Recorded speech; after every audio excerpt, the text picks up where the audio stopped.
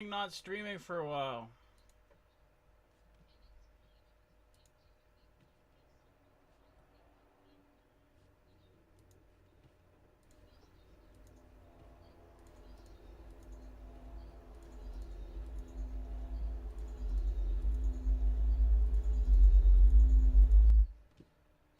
What the fuck happened to my maglev cam?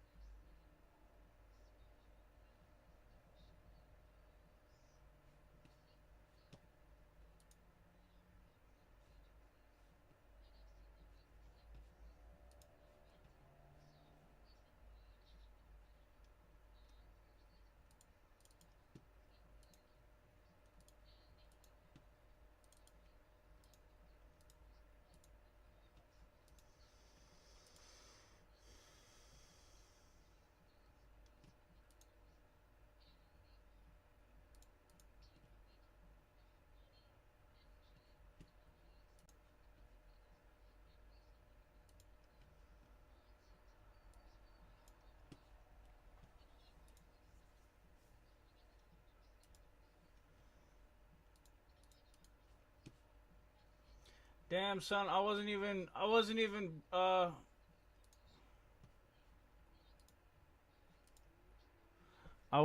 freaking broadcasting my music production.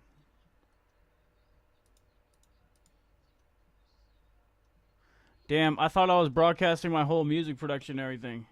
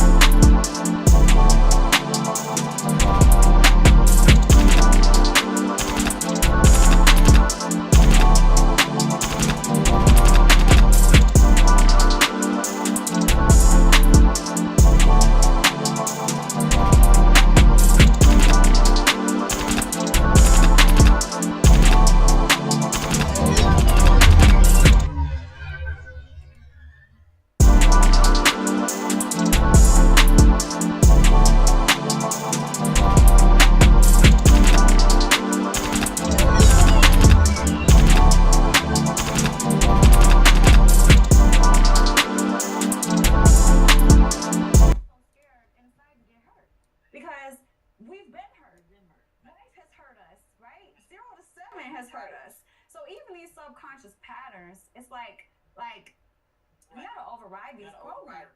Which brings us to really what our topic is today about friendship. Yes. And then taking your friendship into love. Yes. Because that's where I found myself.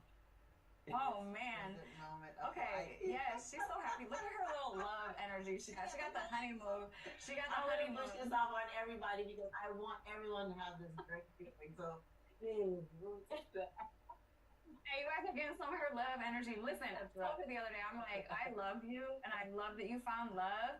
But honestly, you make me barf in my mouth a lot. Just by you just make me vomit inside a little bit because it's so corny. It is corny. But it's so good. It's so good. And that's why I always say, like, yes, you make me barf in my mouth a little bit, but I'm so happy for you. You deserve all of it. All of it. Because of the things that you have had to go through in life, the things that you have had to fight through in life, the bad relationships that you have went through in life, you know, you deserve all of this. Every single moment that you're having, cornball ass moment that you have, you deserve it. Look at you smile. Thank you so much for the donation, Baron. Appreciate you. Yes, I mean, you deserve all of it because you have literally fought through this life to be able to beat your subconscious programming because 7 was not a walk in the park for you. Yeah. And you became conscious. You have done the work to heal your trauma, to heal your past relationships. And then it was so crazy to me because usually people are pretty conditioned in their ways, right? So it's hard for them to transition into another as we age. Energy. Yes. Exactly. Yes. Exactly. But guess what, guys? This was only like probably 2 months ago. 2 months ago. That I said that. Yeah, that's you. 2 months ago. I made a conscious effort to just make a change. You made a change. Open myself up. The words that you used when we got the podcast was you need to allow yourself to feel. Yes. I took that and I really internalized that and like thought about, well, what does that really mean? What does allow myself to feel really mean? I embraced that and I said, okay, whatever happens going forward, if I meet someone, I'm going to allow it to be whatever it is. Yes. Right. Allow it to be. Yes.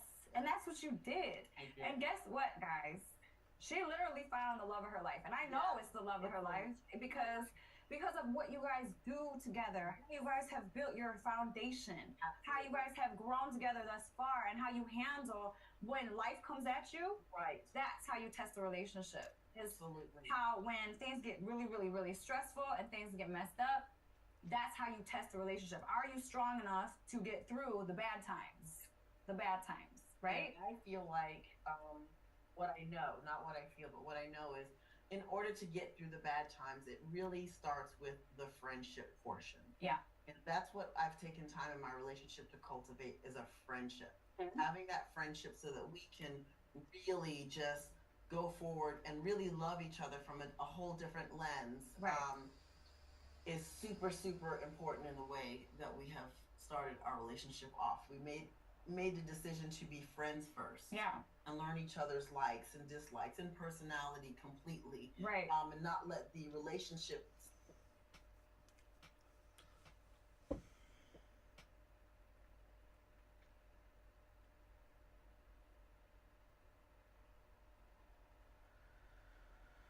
Oh, God.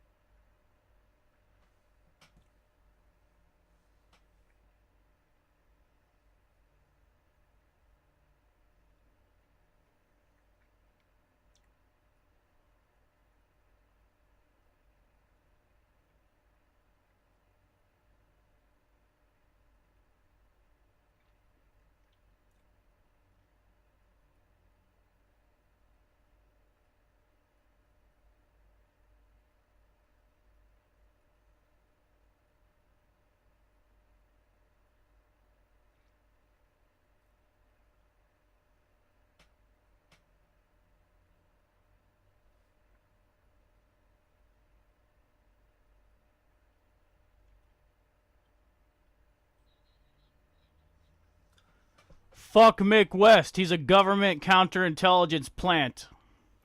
Fuck Mick West. And fuck UFO gods and extraterrestrials. This is a dumbass channel. They never have anything good to say on here. Fucking posers. Posers, motherfucker. Disclosure posers. Right. Fucking disclosure police posers. Now, when you were reading those journals, was it like emotional? Like, not just that your mom was passing, but what was in like the books? I could only imagine. It just, I mean, she was very, she loved to study. Who the fuck are these people? Why do they always have stupid people on here?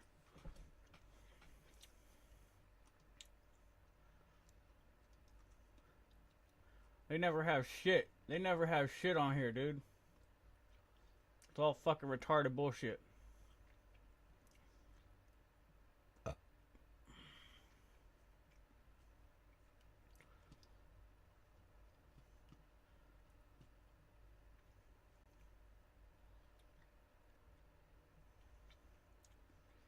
Bunch of fucking Pittsburgh police.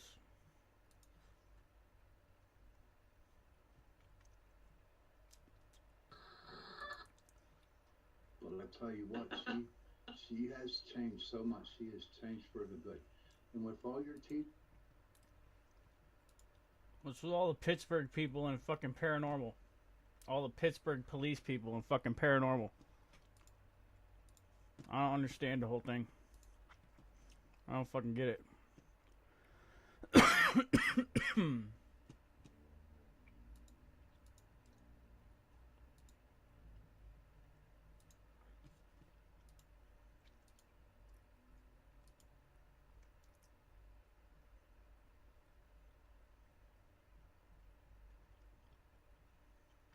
Spirituality and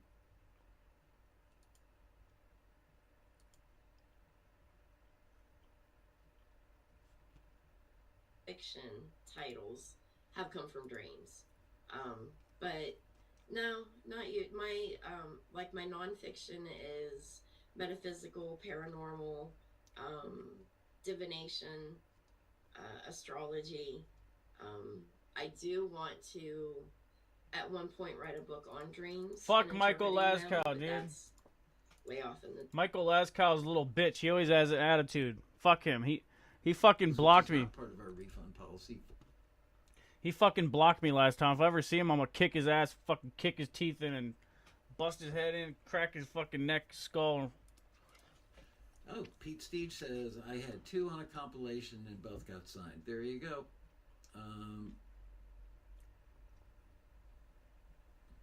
Will Crack Derry your Berry fucking says the neck. compilation Taxi sent out a couple of years ago for Stomp Clap instrumentals helped me get in contact with several libraries, as I had a couple of songs on it, and I signed several songs as a result of it. So there you go. Testimonials from your fellow members. Okay, that one's done. Moving on to a question from Bruce Miller. Did I say that when I'm done with the stuff on the paper that was emailed in? Somebody should shoot his dumb ass. Shoot him in the fucking head a couple times with a 22 suppressed subsonic ammunition, and just fucking watch him just fall on the floor, man. I would actually enjoy that for him, because he's a dick. He's a piece of shit. There are several ways you can go about this, Nina. There are some legitimately impressive, wonderful demo studios in Nashville. I'm sure people in the chat can recommend some. And if you guys, after the show ends, can drop some other suggestions in the comments, that would be greatly appreciated. 515 Studios in Nashville is one that I have known for a long time. There's a guy there named Chip Hardy who produces the demos. I would seriously take a bullet for that guy. He is the nicest, most honorable, incredibly talented, knows everything there is to know. Yeah, I hope you take a fucking bullet, you bitch.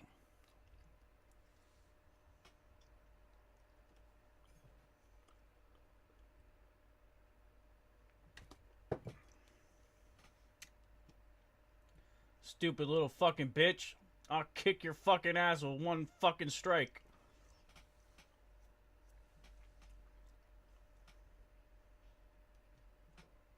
And basically, it sounds like you wrote a lyric and have a melody in your head. And you want somebody to work with you to turn this thing into a song and record the track. Or maybe you can play guitar and have a guitar vocal version. I don't know. There are Taxi members who don't have the skills that You're fucking done. One hit, you're fucking done. You may have, but are really One good hit, with one hit, you're fucking done, dude. This pussy's done in one fucking little hit. In your head. And you want somebody to work with you to turn this thing into a song and record the track. Or maybe you can play guitar and have a guitar vocal version. I don't know. There are Taxi members who don't have the skills that you may have, but are really good with producing stuff in their studios. And that is a good reason to collaborate. How you find a collaborator is go on the Taxi forum at forums.taxi.com and say country music top liner looking to collaborate with a track maker, track producer. This guy has the most fucking retarded music ever.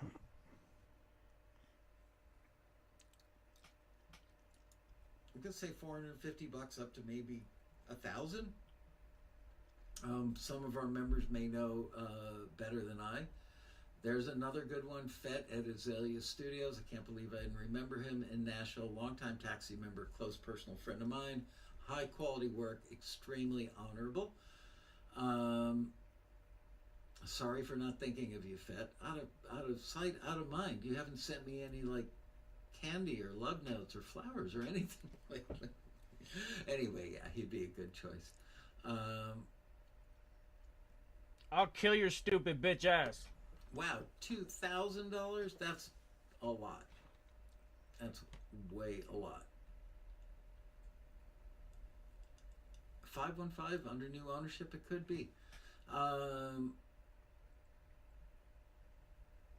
Cold Capertune, or that isn't a Cold Capper, another one. Anyway, there are lots of them. But you know what? It breaks my heart when people do that. They spend $1,000 on a demo and they didn't submit it to Taxi for a custom critique beforehand. They may find out, spent the $1,000 and then have the screeners uniformly say the song really needs a bridge to be a contender. And you go, crap, I wish I'd thought of that before I spent $1,000 recording it. Now it doesn't have a bridge. Do I have to spend another $1,000 to put a bridge in there? So my suggestion is get yourself a Taxi custom critique, and for $20 say, I'm thinking about doing a full production on this. Can you give me any advice before I spend the money on producing a demo? But again, there are Taxi members that you can collaborate with where they get 50% ownership in it, for doing the work for free, because you could spend $1,000 and then you submit that one thing over and over and over to a bunch of listings with it's probably not a good fit for, but you're like, oh man, I spent $1,000. There's got to be something, so I'm going to take a pot shot at that one, a pot shot at that one, a pot shot at that one, and none of them work out, and then you end up hating Taxi because you made a lot of not so intelligent choices in the beginning. So please heed my advice. Think twice before you spend the money. Definitely consider getting a custom critique from Taxi. You can call anybody on my staff or email member services. They'll show you how to get a custom critique. And the questions you want to ask are, before I get this song fully produced at a demo studio, do you have any advice? They may tell you that the lyrics aren't strong enough. They may tell you the song needs a bridge. They may tell you the chorus doesn't pop enough. They may tell you the style is too dated. There are a lot of ways they can save your life and save your money before you spend that $1,000 on something that you would probably regret later. So I hope that's helpful. This one's from David Bertner. How do I make the most of the road rally if my goal is to license songs for jingles and use in film and TV? You mean TV commercials? Jingles, you know, unless you're like My Pillow or one of the insurance companies, a lot of people don't use jingles anymore. But you mean for TV commercials, film and TV. So the best thing you can do is start making friends now on the taxi forum, so that when you get to the road rally, you've already got a posse Roger of friends, and Federer. they will be at different levels of experience and success. But then you meet them at the rally and you commingle with the people that they know and become part of a larger circle of members. Sooner or later, you are going to meet library owners that your new friends know. And hopefully the quality of what you're making is good enough that you can take advantage of those relationships. Don't prematurely just shove stuff in the face of library owners going, here man, you gotta check this out, this is great, I'm great, this is the best music you'll ever hear, and it's in 20 different genres, I'm awesome, I'm gonna make you a fortune. Yeah, fuck you. You don't know shit.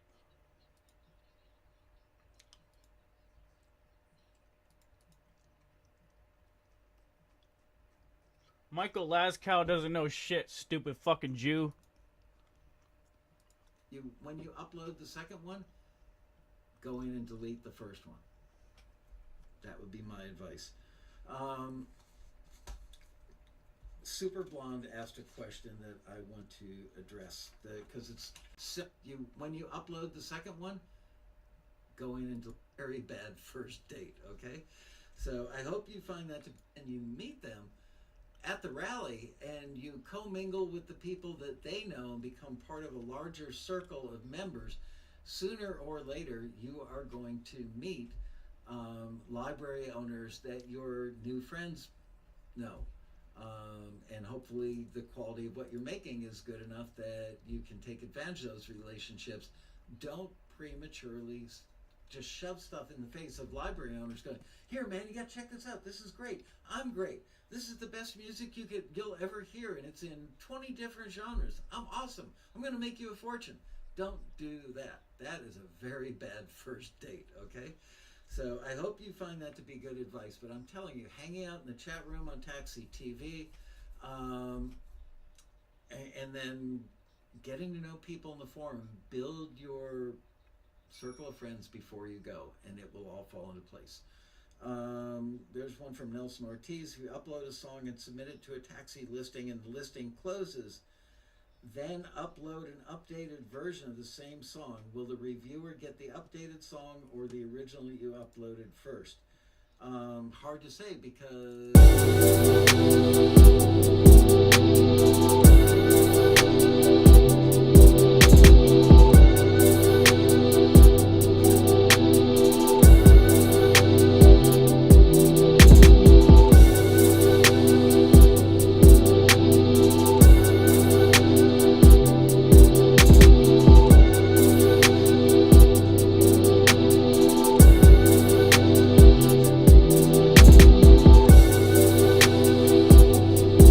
Michael Laskow, go lay in a grave already, bitch.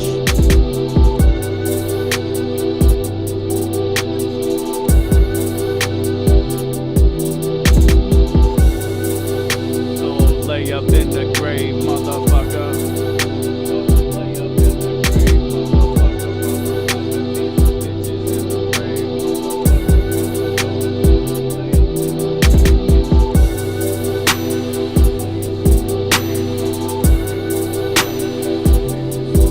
grave.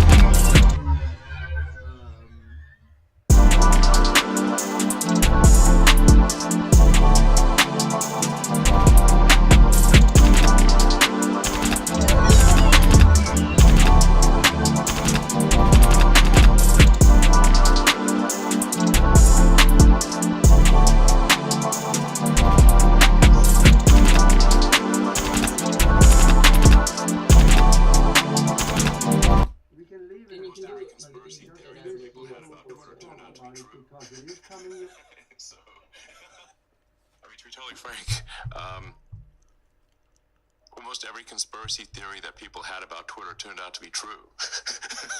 So, like, is there a conspiracy theory about Twitter that didn't turn out to be true? So far, they've all turned out to be true, and if not, more true than people thought. I mean, to be totally frank, almost every conspiracy theory that people had about Twitter turned out to be true. So, I gotta send this to my dad, dude. is there a conspiracy theory about Twitter? I gotta send this to my dad. He's like, I don't want to use Twitter. It's like, but now Elon Musk owns it. It's a lot better. Didn't turn out to be true. I mean, to be totally frank, almost every conspiracy theory that people had about Twitter turned out to be true. So, like, is there a conspiracy theory about Twitter that didn't turn out to be true? So far, they've all turned out to be true, and if not, more true than people thought. I mean, to be totally frank, almost every conspiracy theory that people had about Twitter turned out to be true. So, is there a conspiracy theory about Twitter that didn't turn out to be true? So far, they've all. It's so true. She also teaches several Moonbow publications and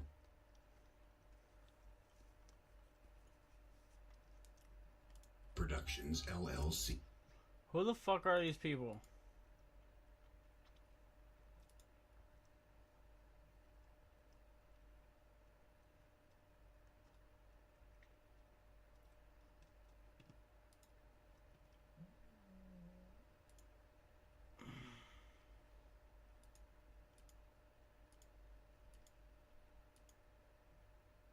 Medical May, we're going to be talking about different medical issues and how to treat them and different ways to treat them.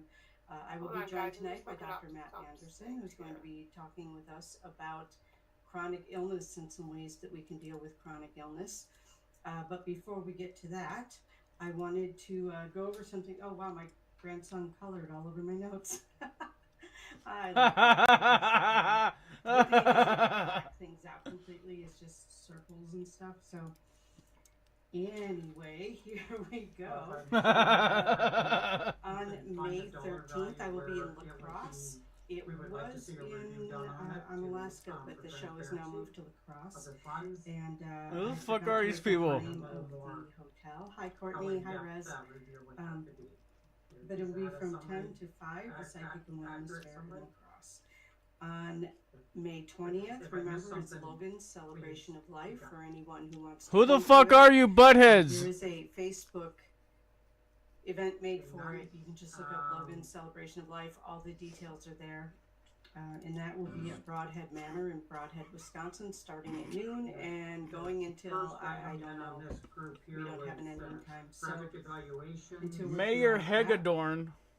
June 2nd, 3rd, and 4th will be a drum making retreat. And I added in the 2nd because people can come up anytime after noon Eastern time up to the Wild Blue Wander UP Rustic Retreat Center. How would And we, that is in Lakeland, what Michigan. system would we have in The total place that cost for tells the us retreat when is the completion date is and $444. when Oh, those fuck reports is are he? due? To make a Because, drum, you you know, are having an required annual to date makes sense make a down because you payment can of say, are all the reports in, yes $150 or for no. supplies But before May if it's a 18th, moving and target, you can go to my then is meetup that site. going to be That's on the meetup.com. project? Where is Loyalist Township? In these groups ONE Spirit and Connection. following up And on these find reports. all of the details I there. I just have like the also idea posted of on Facebook, and it will knowing be that either posted the again on report's Facebook in or several it's times not. this week, next week. And just To going back give to the people previous time to discussion, do I think that. it was Councilor Parks that We only mentioned need the that 150 on the down, form it does which is have fine, or you can pay the whole thing up front, or you can pay anticipated 150 down and the completion remainder date, of and it so when you if get they there. missed that date, there could be All right, let's um, see. June like a 10th is the notification Marinette or Menominee Bigfoot and staff can Paracon. I will bring be a there report doing readings all day. That is at the making Best sure Western what they were Riverfront aware Inn of in Marinette, being Wisconsin. extended and what the new time Barnaby Jones is the one who is putting that- this on. He does that summarize he had what you were Monday Morning brought up, Monsters for Councilor those Parks? of you who like to listen in here. Hi Lee, hi Sherry, welcome. Yeah, that's great. I think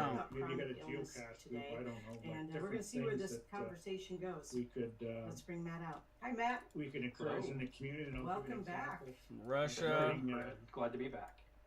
Yeah, I look at the we had so many pickleball. questions last time that you were on. Talked about that we decided to Canada. some of the do this sites again, and but now things we're like going to do that. it again and again and again. Encouraging so, a group to start that, or which is another one. awesome. Goddamn, All right, what do you have? For X, Y, the- and Z in the summer. words. But I still think Fucking there's room China, to maybe streamline Words. that application Russia, big process. shit. So, do Because you a lot have of people anything, would do first of this all, that you wanted to application, I'm sure promote? I staff know could you have back a this clinic up, have going in never Eau done Claire. one.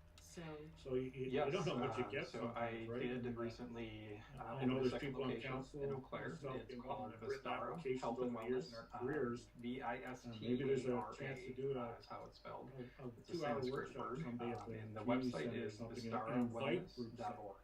I think a lot of times So my we focus there we wait is for them to physical come in. therapy, Sometimes we gotta go out and and find then also integrating with some energy work Anyways, practices. that's my I am also soapbox. a Reiki master Okay. teacher.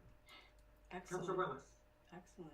Wow, 2 locations. How do you do that? I agree with the comment about That's asking a for lot. constitutions and bylaws. It because they're both if it's unique. a Australia, charity big or too. Other a clinic is for-profit, in just Canada, having their Wisconsin, status Breckenridge members should. Lake, Okay. and that is I much more can't of a imagine traditional that the Fucking committee South members America are is big reading too. through the bylaws of all these insurance, and then organizations, it operates and under that the in limitations doing of so, the it's insurance going to model in change terms their of what we can decision do, about whether with or Damn, not Greenland is a big group as should shit. be where given a with grant. this the So clinic, fuck? just it cutting is down an the amount of opportunity paper to that's really being passed customize the to the individual committee and to personalize it review more to their would needs and wants, probably be a positive without thing. the limitations. How big is of Greenland versus the United current, States? medical model. That's excellent. Allows us to be more Um, progressive, more integrative. Did Excellent. you have something additional, love it. Councilor Hi, Wendy. Project, or? And RJ. Yes, Hi, RJ. blame it on I'm sure Councilor you'd be happy Willis. to hear his name spoken on the radio. What so. about online applications? Do we have All them? I right, don't so even know. we are going to be talking about chronic illness and what that means and different ways Director to deal Campbell's with sort it of tonight. shaking And her head, that's what no? we I had just decided assumed on. you did, but I So, guess I never first of went all, to can Why you does define Greenland look so chronic illness huge? and give us some examples? There is maybe? applications Sure. available on the township's Is that website, all Greenland? but it's in a fillable PDF format.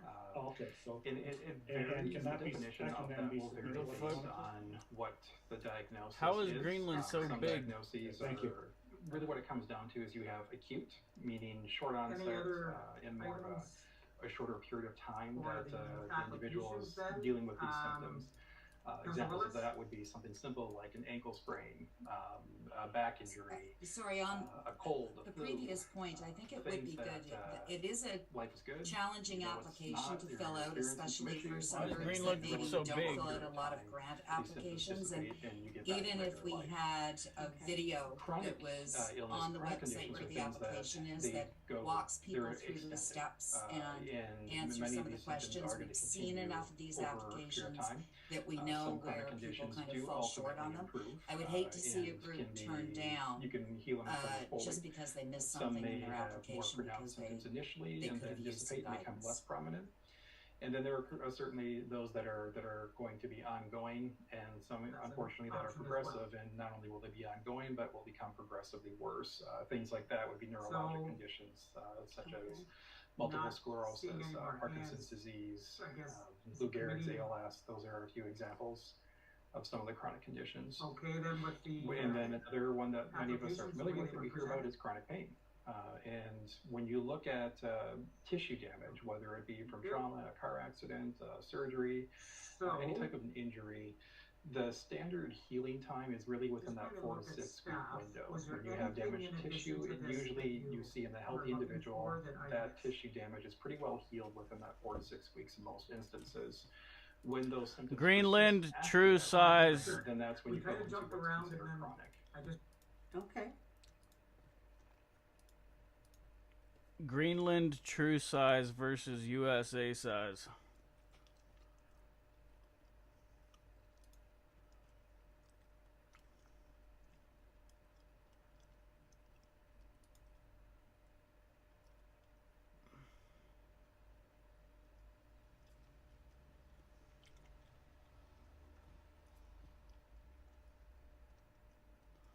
I don't know why it looks so fucking big on a stupid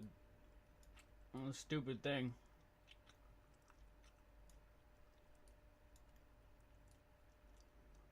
I don't know why Google Maps makes it look so fucking huge.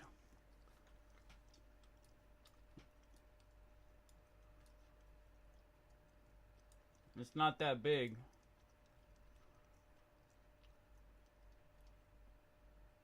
It's only that big compared to the US, but it shows it being bigger than the US. Like,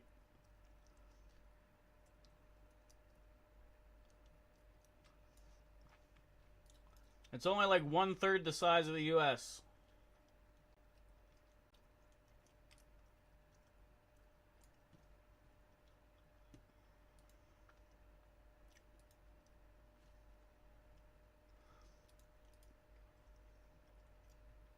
percentage is that? I don't know why I watch stupid town meetings like this.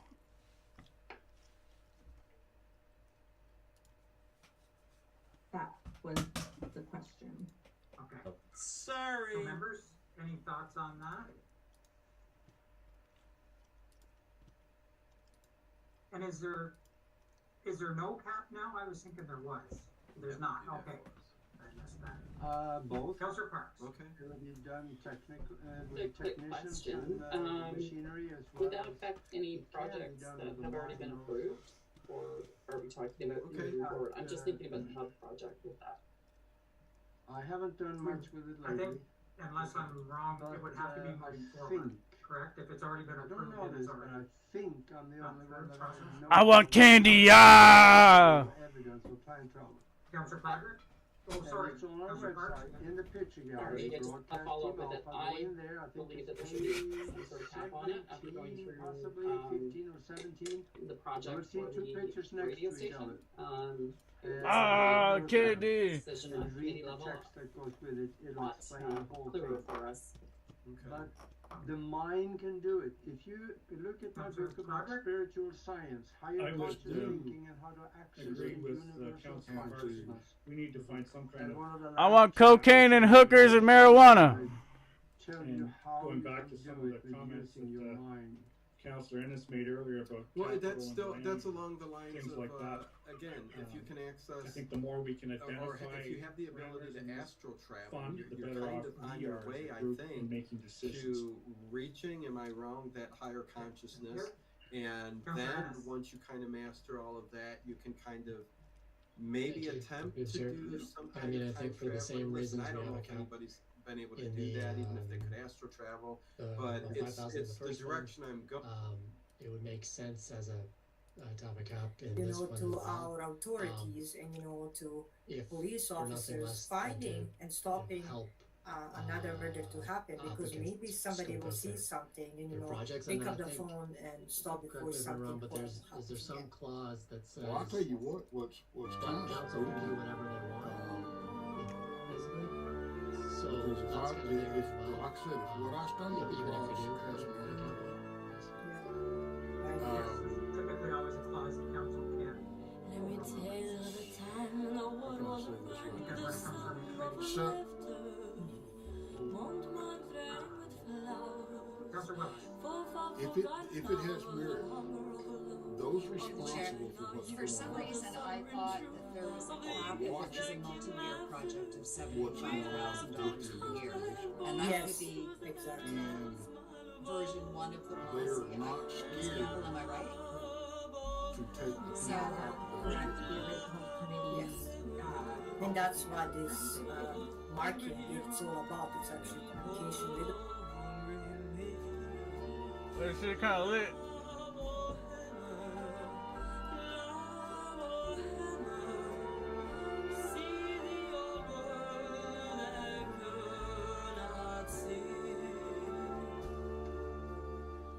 All those innocent hearts who imagined their arts could be casually messed I miss them everyone. For the sands of time have run away for regional, where it seemed that our schemes were impossible dreams that could never have lasted. Oh, when we fucking last, the big parade has passed and spring is gone its way.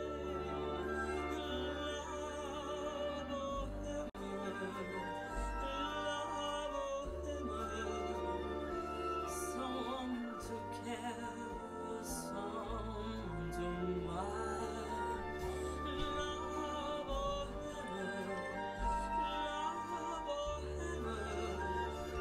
we are in love and love is blind. Now and then I return and the memories burn with a bittersweet aching. I climb the same old stairs, but no one longer cares, and there's no one to greet in the streets where we walked, in the bars where we talked, in the world we were making. I stand upon the hill until I trip my feet and leave it all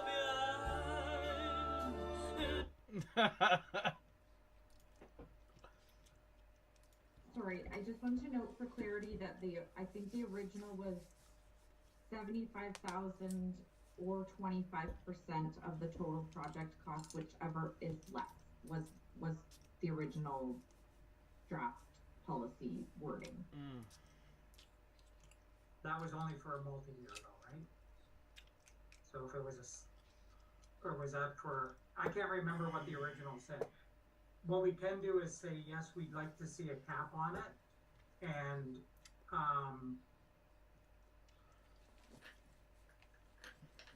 council, is there a preference on the amount or the percentage? Come through with that pack, G! To review the old policy, compare to today's values, and see what it would work out to.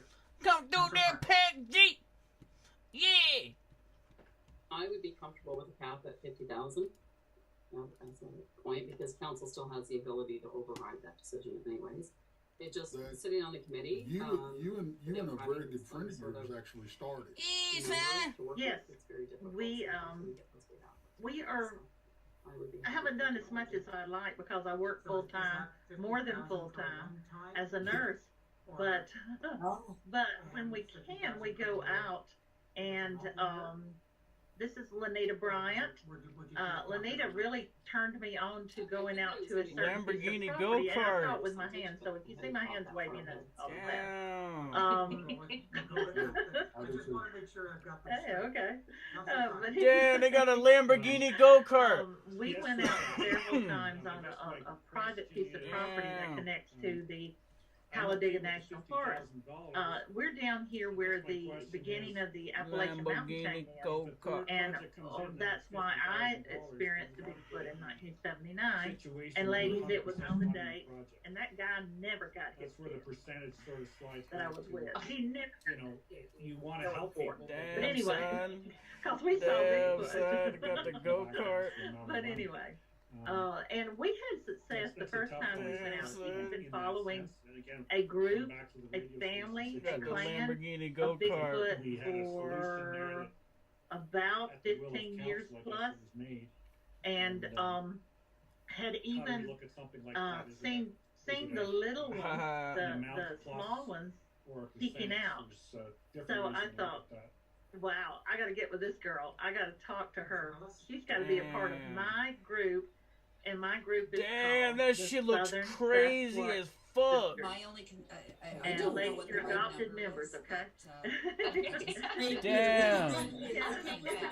It's a girl thing, you know, for so long the field.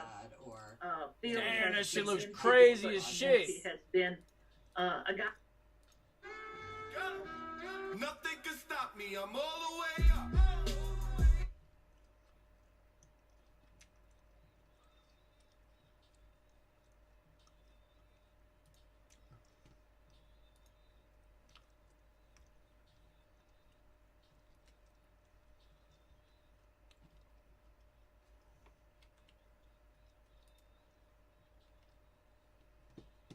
Damn, look at those fucking taillights, dude. The Squid Game shit.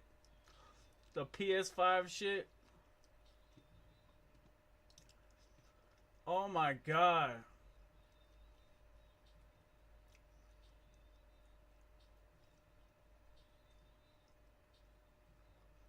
Damn, look at those fucking taillights, dude. Fucking Squid Game shit.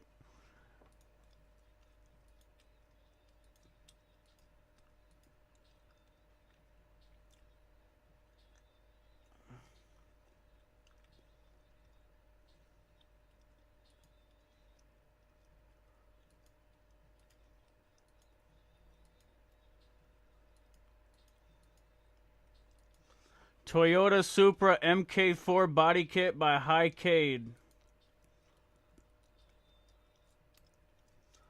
Damn.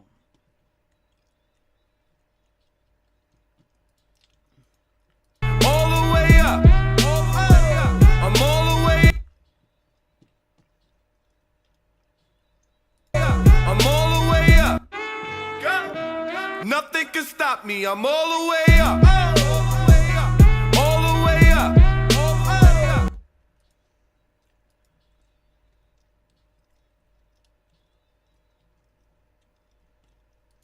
Nothing can stop me. I'm all the way up. I'm all the way up. I'm all the way up. I'm all the way up. I'm all the way up. Nothing can stop me. I'm all the way up. Nothing can stop me. I'm all the way up. I'm all the way up. I'm all the way up. I'm all the way up. Yeah.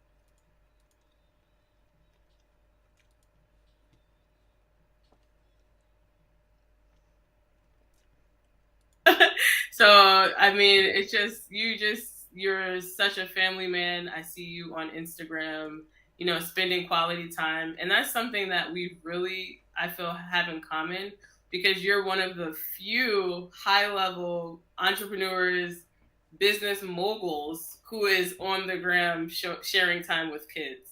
So before we get on all into that, can you just tell us a little bit about your background and how you got started in the business world? Sure. If I go too long, just cut me off. Keep going. We're going long. We're just going to keep going. So I'll start from the beginning. I started off in a restaurant as a busser. That was my first job. That's what I did. And, you know, from the first 3 restaurant jobs that I worked at were all bussing tables or dishwashing, and all 3 of them closed right after several months, like not years, just a couple months here and there. Every restaurant kept closing and closing and closing. So I didn't know what was going on with that. But the 4th job I had was waiting tables at a restaurant, and then that restaurant actually ended up closing down as well. So now here I am thinking, wow, I should stay away from restaurants. This is not for me. Something's wrong here. But at that last job, I waited tables, but I also started managing, and I started bartending and training and all these other functions, learning some back of house. I started to find my passion and some fun in that business. But when it shut down, I didn't know what to do. So I left this small town out of Texas that I got sick and tired of, and obviously had a bad track record of business. So I drove down to Dallas, where I used to live, you know, back then. And I went to this restaurant called Genghis Grill. There's a location I went to a couple times with some old buddies of mine. Really loved it. They had like 7 locations in the DFW area. So I started working there as a host. And then from a host, started waiting tables. Then they finally got me bartending, then managing. And then one day, some of the C-level owners walked in and said, hey, we're going to go open up our first franchise location, and we want you to be a part of it. We want you to help us open that up. And I didn't know what that meant or what that was exactly, but I just said yes. It was going to be my first like actual trip ever traveling somewhere. So we all went down there together, just 4 entrepreneurs and myself, and we just spent a month on the ground trying to figure out how to open up this franchise. We had no manuals, no structure, no systems, just us, the franchisees, and that was it. And so we figured it out. But that led to another opening and then another opening. And then fast forward, we did like 40 openings in that first year. And we had a lot of franchise interest just coming in. And so we kind of built the airplane while it was flying. And we got all those systems and structures in place and figured out what our brand was going to be and what we were going to enforce and make a part of that ongoing culture. And so that was really where I started to fall in love with franchising, because I was just training franchisees and then helping them open up their franchise locations. And that was my job. And then next thing you know, you fast forward 4, almost 5 years, and we opened up 105 locations. So a lot of people, I didn't go to college, but a lot of people used to ask me like, well, where did you go to college? You know, what kind of degree did you get to do what you do? And I would just say GG University, for Genghis Grill University, because that was my college. And they were nice enough to even offer me a full ride to college to take that, or stay by their side and watch them, you know, run the franchising world and buy and acquire brands. And I said, yeah, I'm going to stick by your side. They kept me in every single meeting room, had me in the room for every deal, taught me everything they learned in college and all their business background. And I just took that and ran with it.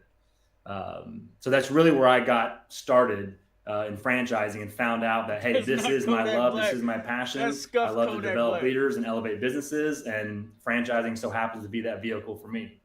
Wow. And so you really started from the bottom and now you're here, right? Right. And then from there, of course, went on to, bigger opportunities along the way. And, I found myself at CC's Pizza for a while, was a part of that brand's turnaround and got to work next to the talented CEO, Darren Harris, who's now the CEO of Jack in the Box. And he taught me everything he had to offer. Spent 2 weeks just one-on-one with me, just pouring into me. Everything he learned, gave me all the best advice in the world. And those 2 weeks really transformed my career. And after that, just kept looking for the bigger opportunity where I could keep growing and learning, but also keep impacting others on a larger scale. That led me to lead a brand like Orange Leaf Frozen Yogurt, where we had 200 locations globally, and then went on to do some smaller acquisitions of some, call them incubator brands that had something special but didn't necessarily understand franchising or have the capital. And we would leverage our teams, our resources, our platform to help them grow. And so we ended up having 3 different brands underneath me when I was leading Orange Leaf. And then that propelled me over to Focus Brands, who was owned by Rourke Capital, one of the largest owners of franchise brands in the world. And I had the opportunity of leading 2 different brands at the same time underneath their portfolio. So I had Cinnabon and I had Carvel. 2 different teams, 2 different strategies, 2 separate brands altogether, but also we birthed a 3rd brand called Cinnabon Swirl, where we integrated the 2 together, and not just a co-brand, so to speak, but more of a new concept that had a new menu that was special to those 2 brands by bringing the best of each of them together. And it also helped each brand grow in different markets because each brand has its own, rights to certain markets, and they really have a presence. Like Carvel is owned in the East Coast. Everybody knows about that brand. Cinnabon is strong on the West Coast, but not necessarily vice versa. But when you pair them together, you get the best of both worlds. So that was a lot of the strategy work that I was doing there. Had a great run. So I would say so. I'd say so. So yeah, so we're talking about from startup to CEO, right? 2 separate things. Would you say you're a different person than you were when you first started? Absolutely. I didn't know anything back then. I literally didn't know what a franchise was. I had to Google what a franchise was because I didn't want to look dumb by asking somebody, hey, what is this franchise thing we're about to go and open? But I learned the lesson. First of all, always ask the questions no matter what. But second of all, you just figure it out as you go. And if you don't take in what you're learning and you don't try to listen to what others are saying, you're not going to get that far. But yeah, 2 separate pathways, and learned a ton along the way. And that's something that I really admire about you, because I'm sure you've learned things. Like I always tell people, I learned everything the hard way. And that's why I'm such a good teacher, because I can teach you how to avoid all the mistakes that I fell into. So Elon Musk, would you say that some of your biggest mistakes were really some of your biggest gains and just really helped propel you and teach you all about business? And share one mistake or learning experience that you're willing to share that almost took you out, but you survived it. There's probably a lot more than one. Almost every conspiracy theory that people had about Twitter turned out to be true. So, is there a conspiracy theory about Twitter that didn't turn out to be true? So far, they've all turned out to be true, and if not, more true than people thought. I mean, to be totally frank, and that's very hard if you're leading corporate locations. Almost every conspiracy theory that people had about Twitter turned out to be true. Being very young, running corporate training for this brand, I was in the mode of just letting them know this is how we do things. And anytime they'd ask a question, I always thought I had to have the answer. No matter what, I had to have the answer. That's what was programmed in my mind for whatever reason. Don't know where I got it, but it wasn't the best move for me. And so every time a franchisee would ask me something, I would have the answer. And somehow it would just come to me, whether it was right or wrong, I would have the answer. But when you start to grow, you start to surround yourself by smarter people who are experienced. Yes. They're going to call you on your bullshit. Yes. And I remember when franchisee set me down, and he was totally testing me, but I did not realize that he was at the time. And he had done some other brands in the past and, acquired, sold. He had a good run. But he asked me, he goes, how much money am I going to make when I open up this franchise? And I said, our average right now, we're doing like $1 million. You could probably do that. And he asked me some other tough questions like, well, what all am I paying for when I pay you this royalty? And I just started hollering off things and started asking me about costs. And I said, oh yeah, the only thing that you really pay us for is royalties and ad fee. That's it. And of course your franchise fee up front. Falcon And that's when he stopped me. He goes, Ken, that's it. That's enough. Either you are trying to hide something from me, or your franchisor has not properly trained you on how this franchise relationship is supposed to work. And I said, well, what do you mean? He goes, you just made a promise that the only thing that I have to pay you is the franchise fee, royalty, ad fee. I said, yeah. He goes, what about all these brand fees I'm paying for all your proprietary products? And I was like, I have no idea what you're talking about. What do you mean? You don't give us anything for that. So naive, just didn't understand that most things in a brand, if it has a logo on it, a franchisee is paying a premium to that product that is going back to the franchisor. And what that franchisor does with that fund is up to them, sole discretion. But I was not aware of that, right? And so that taught me right up front that you have to pour yourself into that franchise and understand everything in the FDD, understand everything of how this brand operates, the ins and outs, before you start making claims. And if you don't have the answer, just simply say you're not aware of the answer, and you will go find that information out and get back to them. Or, of course, your best friend is the FDD, and you can always fall back to that and go find the information together. But this was just something I had no idea about.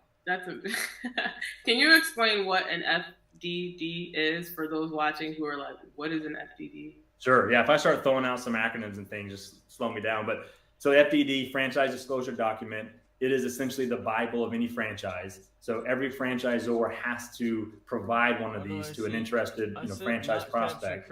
And it essentially covers all things about the franchise, from opening fees, the royalties, ongoing support, all the basically systems and standards you have to follow. But it's not necessarily a binding agreement. It's simply an FYI for you. But also in there includes a franchise agreement. And if things were to work out between franchisee, franchisor, and after 14 days of reviewing that FDD and really dissecting it, and the prospect coming up with all their questions and getting all their answers, etc., if they sign that agreement because it's a mutually agreed upon partnership, then they have to abide by everything that was in that FDD and in that franchise agreement. Right. But up front, if you're out there looking around and you're getting disclosed with the FDD, it's not a binding contract. You're just simply being made aware of all the ins and outs of it. And usually, item 19 is probably the most important part of that FDD. I would say always read it cover to cover, no matter what. But item 19 is going to show you truly how this brand performs from a financial standpoint. And that's a good indicator of how successful you're going to be. Yes. Love it. Okay. So establishing the few women that I have talked with, right? So let's discuss the importance of having a strong foundation for your business to grow. And how were you able to establish some of the top brands like Cinnabon, like Carvel? How are you able to help establish a strong foundation so that it could thrive? Sure. So I'm gonna hit that, but first I'll give you my number one lesson real quick. The number one lesson was to own my own career development. And that was something that at first I took the back seat when I always wait on leaders to invest in me and teach me the next thing. And eventually that runs out, right? And you're expected to kind of own your own stuff. But the moment I took full control of my career development is when my career started to grow. And that advice came from the person I mentioned earlier, Darren Harris. He's the one who looked me in the eye and said, look, you need to own your own career development. If you want more, you need to figure out the pathway to go and get that. I can help you along the way. I can provide guidance, resources, support, but I cannot dictate what happens to your career next. You have to do that. And I took that, ran with it, and have been doing so ever since. But I'll pivot over to the. Well, that's amazing because oftentimes we look for a mentor to kind of give us the guidebook to the career path that we're looking for. But it's really like through self-development that you find your path. Like you have to do the work, and then the mentors, they see you, they see you. So you have to really be diligent with that, especially nowadays where every day there's something new to learn. So that's a great point That's right. And those, like, if you're looking at the leader standpoint, some CEO or whatever, if you go to them with a plan that says, hey, here's what I'm trying to become, or here's what I'm trying to achieve next in my personal, professional life, and you show them what it is you're trying to do, it's a lot easier for them to, one, take you seriously, but two, actually help you and know how to fit into that growth plan, because they know that you're really thinking this through. versus someone saying, hey, I've been here for 2 years. What's next for me? I need a promotion. It's like, no, what are your desires? What are you contributing? And how do you want to get there? Right. But going over to that foundation question, I would start with, like, if you're talking about, how to start your franchise brand, and assuming, taking a concept you have and trying to become a franchisor, right? That's right. Essentially the question. Right. I would first look at what are those non-negotiables? Like, what are you starting with? Why are you doing this? Whether that's just simply your why, whether it's a special product, whether it's some reasoning, some big passion behind it or meaning, but whatever it is, figure out what those non-negotiables are on the front end, because that is going to be what starts this business. That's the foundation. Otherwise, you probably wouldn't be starting a business. The reason why I say is figure that out up front is because that's usually what's going to be the make or break of your brand. Like, what makes your brand special? It's probably the non-negotiable. Fuck Andrew. And I'll give you a couple examples. So at Orange Leaf, when I got there, I always ask this question. Obviously, coming in as a leader to a brand, people fuck Andrew Yang. And realistically, you're going to change some things to make them better and help them grow. But I always ask, what's the one thing I cannot change in this brand? At Orange Leaf, it was the spoons, simply the spoons. They were orange spoons that everybody was obsessed with, from kids to guests to franchisees. The spoons were the non-negotiable, and so was the product quality, which that was more understanding to me. Right. So I was like, okay, we can't touch the spoons. We did a lot of research, and sure enough, there's a lot of data that supported why we could not, because it was ingrained in that brand's community and that brand's DNA. You look at Cinnabon. I am no cinnamon sugar expert by any means, but Cinnabon had a specific cinnamon sugar that came from Indonesia that they would not budge on. And it could be a lot cheaper somewhere else, but people have come to love that quality recipe. And so you can't touch that aspect of that product. Carvel ice cream. They have the Cookie Puss cake, right? And then you have the fudge, the well. It's like, these are things that sound funny. And I wouldn't even want to say that in front of my daughter, let alone, let's go get this tonight at Carvel. But it's something that has been a part of that brand since 1970.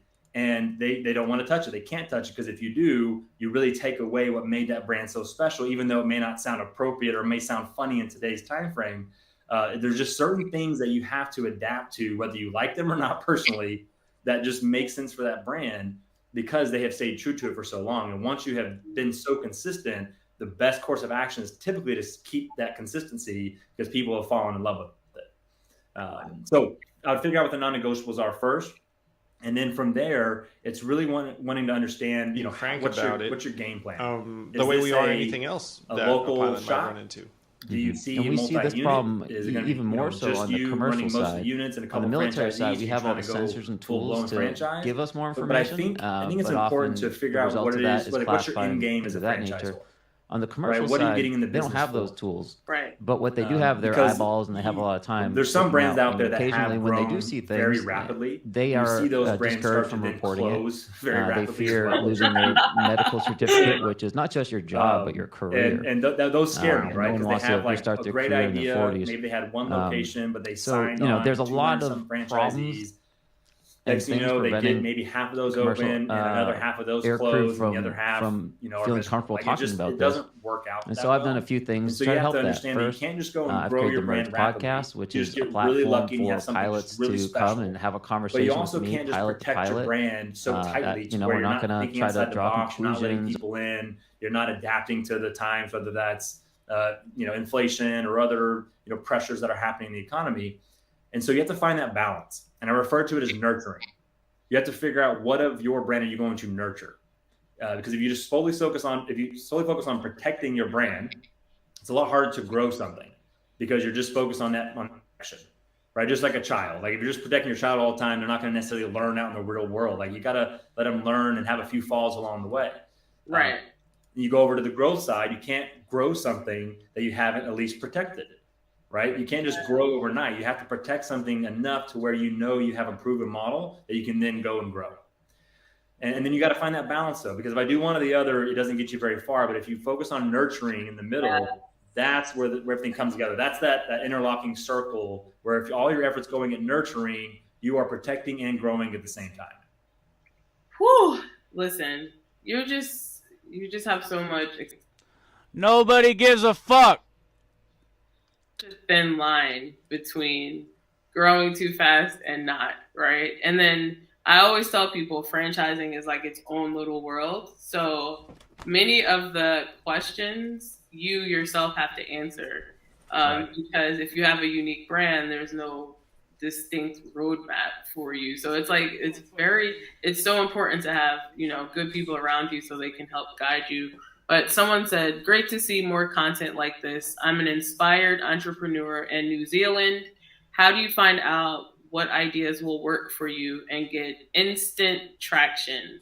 I've tried so many ways of trying to scale. What would you say to that? Well, to get instant traction, I don't know if that's going to be a thing, to be honest. I think it just takes time. But for whatever reason, if something's just not working out, but you know that you're doing all the things that people tell you to do from a marketing and just online presence standpoint, if you're doing all the right things and it's not working, I would go back to the model. Just make sure that the model makes sense and that the brand is ready to be franchised. Sometimes a brand just isn't ready yet. It may be the best product in the world, but it hasn't proven itself out yet, right? If it's in the infancy stage, maybe it just needs a little bit more nurturing, maybe more attention to detail. And then once it's ready, you'll know because you're going to get that interest. And I usually would tell franchise, I guess let's say operators trying to become a franchisor, if you're not getting interest yet, then just slow down. Like a lot of the franchise interest in the beginning comes from word of mouth, comes from guests, consumers of the product. A lot of brands have grown because of the service that brand had provided to them. So they were interested enough to want to bring that brand to their community. Yeah. So just take your time and wait till that interest and that feedback starts coming in. You're going to know, all right, I'm onto something. Now let's massage it to make sure it can actually be duplicatable by somebody else that I don't know. Delegation, that's a whole nother thing. Okay. Yeah, right. And then to finish the other point too on like this idea of growing fast, if you have something that is pretty special or attractive, it is very easy to sell franchises when you get to that point. And the buzzword in the franchising industry for a while, or the buzz phrase, so to speak, is this idea of awarding franchises versus selling franchises. And I've heard so many people say this, but not everyone's actually doing it. It's the buzzword that people say but don't do. And it's very hard to do because I've been there too, where it's like, wow, this franchisee is sitting right across the table from me, ready to sign a $35,000 check over to us. We're down this quarter. We could really use this. But I know they are not a good fit for this brand. I know they are not going to do well in the long run. So I have to say no. And I need to focus on rewarding it, right? You want a franchisee to feel so special that they're joining your brand that they feel like, yes, I am earning something, right? This is going to be a long-term partnership. I believe in them. They believe in me. So let's do this. Not all right, yeah, come to Discovery Day. Yep, sign your check. You're good to go. We'll see you in a couple months. Don't do that. Don't do that. It sounds nice, but it's not in the long run. No. So I was told early on, your first 10 will probably not be your last 10. Talk about the importance of choosing the right people to join your brand and the consequences for not taking your time, like you said, and just accepting checks. Right. You have to make sure that their why is defined first. It's okay if their why is different than yours, right? You're not going to find everybody who has the exact same thought as you. It's nice if you do, but it's most likely not going to happen. But what is their why?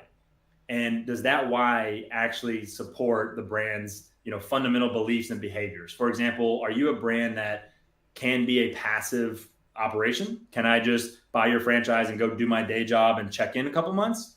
Yeah. Is that how it works? Or do you need a full-blown operator? And if so, am I actually going to invest the time to operate it?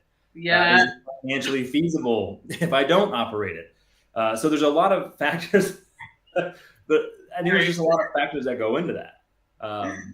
But you have to make sure that there's some alignment there and that they're clear on what they're getting themselves into and that they've at least done some homework to understand that, yes, I'm going to be working long hours. I might be pulling some extra funds just to stay afloat in the first couple of months. Like, as long as they understand all that and there's some fundamental characteristics that you need and like for your brand based upon yourself, maybe as the operator or some other franchisees that have done, you start to figure out what that profile of a person looks like.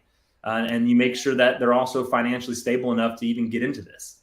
Because you don't want them closing down in a few months because that's bad for them, of course. And it's also really bad for you as the franchisor. Yes, yes. Okay, so building a strong team to support your vision, right? So let's discuss the importance of building a strong team to support your business vision and grow. Now, in today's economy, we already know what it's like in the job market, trying to find good team members. Everything has drastically changed. So, number one, I'd like to know your thoughts on building a strong team to support your vision, how to do that, and then secondly, how has that or your idea of that changed since this new world has come that we live in? Yeah. Well, hey, nigga, got the go Krispy back Kreme several donuts years, out this we bitch. always thought, okay, more money will solve the problem, right? So if someone's not doing so well and they may be parting ways soon, okay, let's, throw them a few more bucks. Maybe that'll help them stay. But I've never actually found that work. Like that never worked for me. It would buy some time, but it didn't actually solve the problem.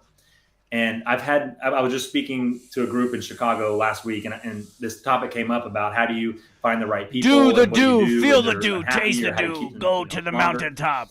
And I've had more people come to me in my office and sit down and ask about a career development pathway than asking for more money. Yes, a few have done that, but more people are looking for what's next for me. What's that next step I can take in my career?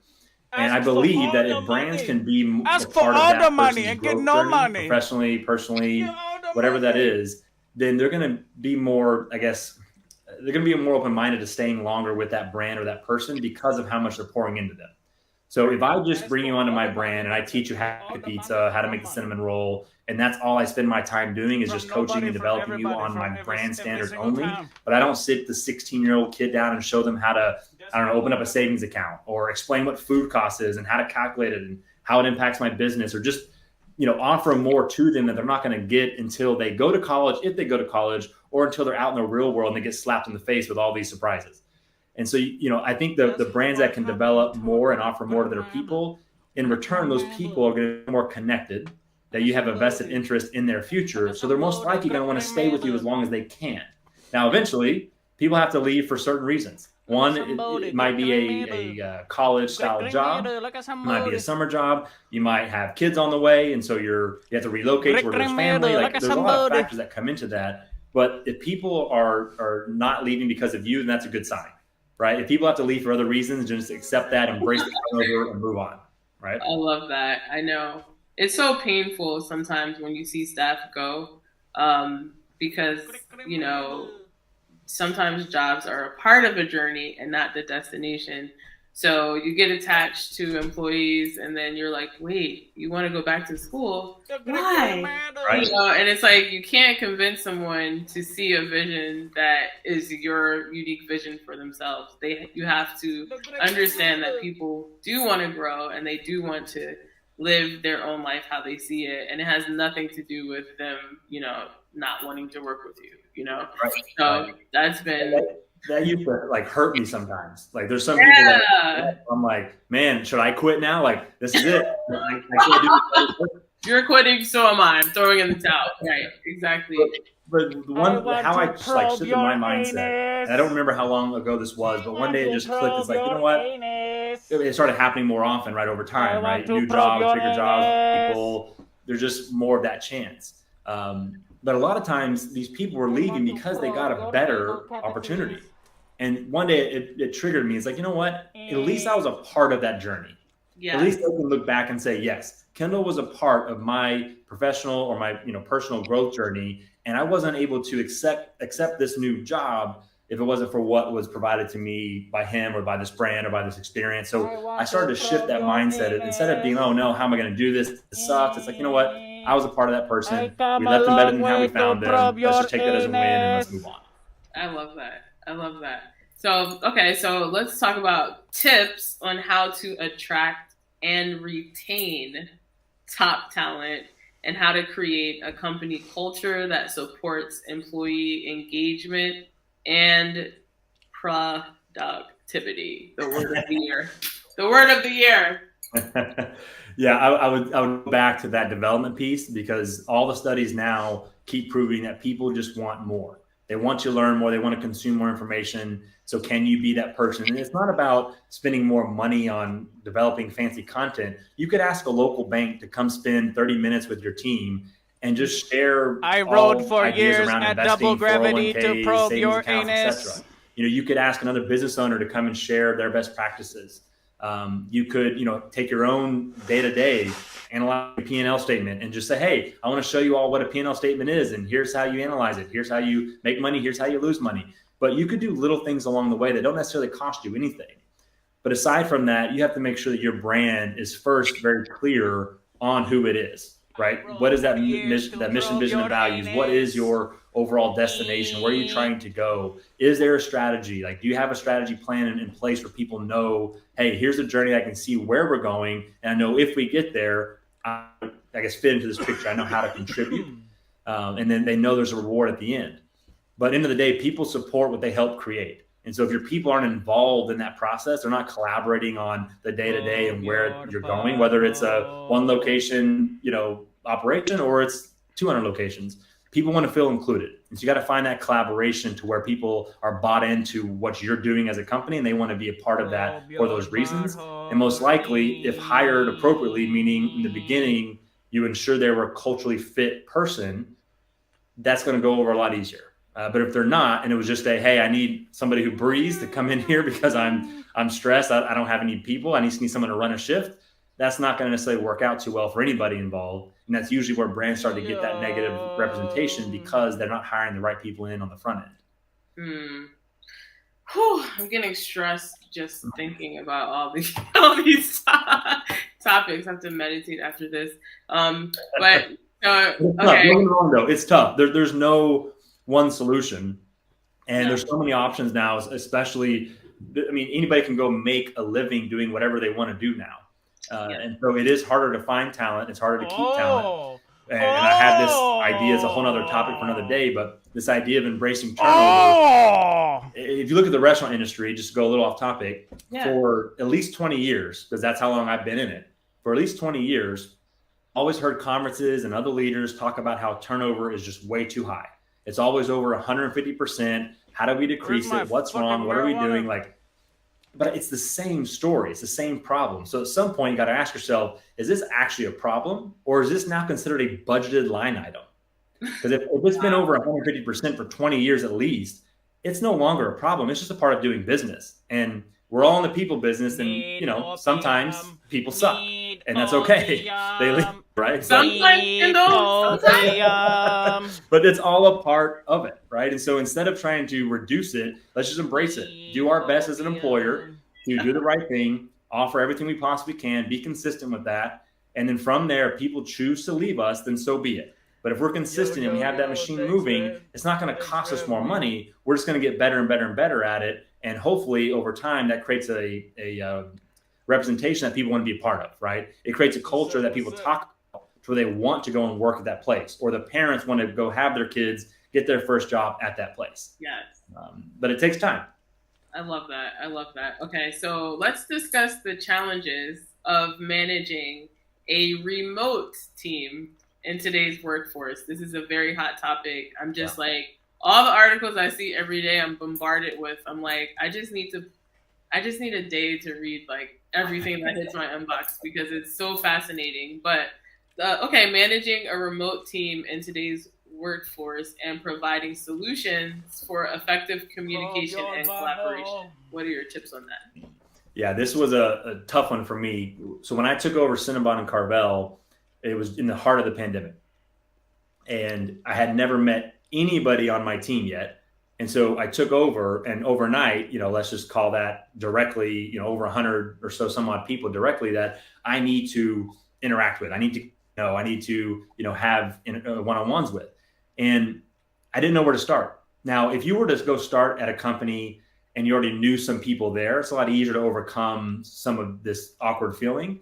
Now, if you worked together before the pandemic and you went into the pandemic together, it's even a lot easier because now it's like, okay, guys, we know each other at least. Let's just figure this out together. We're going to go through the struggle bus all at the same time. Let's just move forward. But when you're the new guy walking into a very challenging situation where some people were laid off or furloughed, they just came back, A lot of locations are closed down, franchisees losing money. Like a lot of problems are happening. It's hard to have that connection because it's just this screen, right? I don't know you, you don't know me. Where do you begin? And I'm not good. Maybe it's me, but I'm not good at getting to know somebody solely through the screen. Like if you meet in person, you can have a connection. You have looked eye to eye, you've shaken hands, hugged each other, whatever.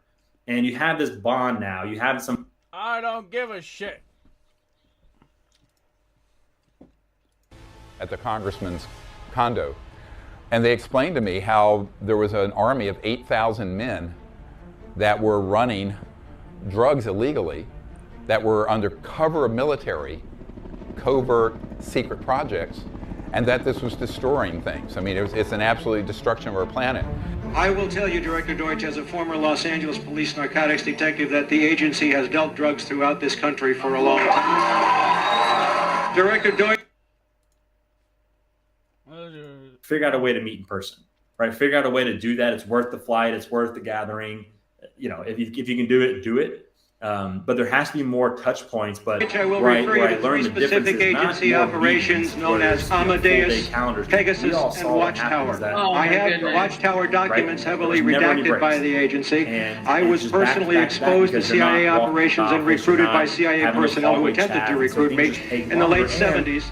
To become involved in protecting agency drug operations in this country. I have been trying to get this out for 18 years, and I have the evidence. So we had this long discussion that company, knowing how about hard it was at Cinnabon, the rot is I just and the simply danger had of this like kind of secrecy, 15-minute because if no one's 30, controlling them sometimes or it's just a watching quick them, phone call. There is all kinds no of meeting things can schedule, happen. but And I that's wanted it to what be has valuable to where it's So straight to the this point. is now let's talk about what this is really about. More things that we know we need to do and how we're going to do them. It's really about the renewal or it's just of quick democracy. communication to keep people Because included. everyone says, "Oh, we're in a free country tough. and a I don't think there's democracy." any one But solution how to it. But free you gotta and stay how active, democratic can and it the be time you are spending together if the has most to be important valuable. technologies, the most important discoveries are kept from the media and the public and our policymakers?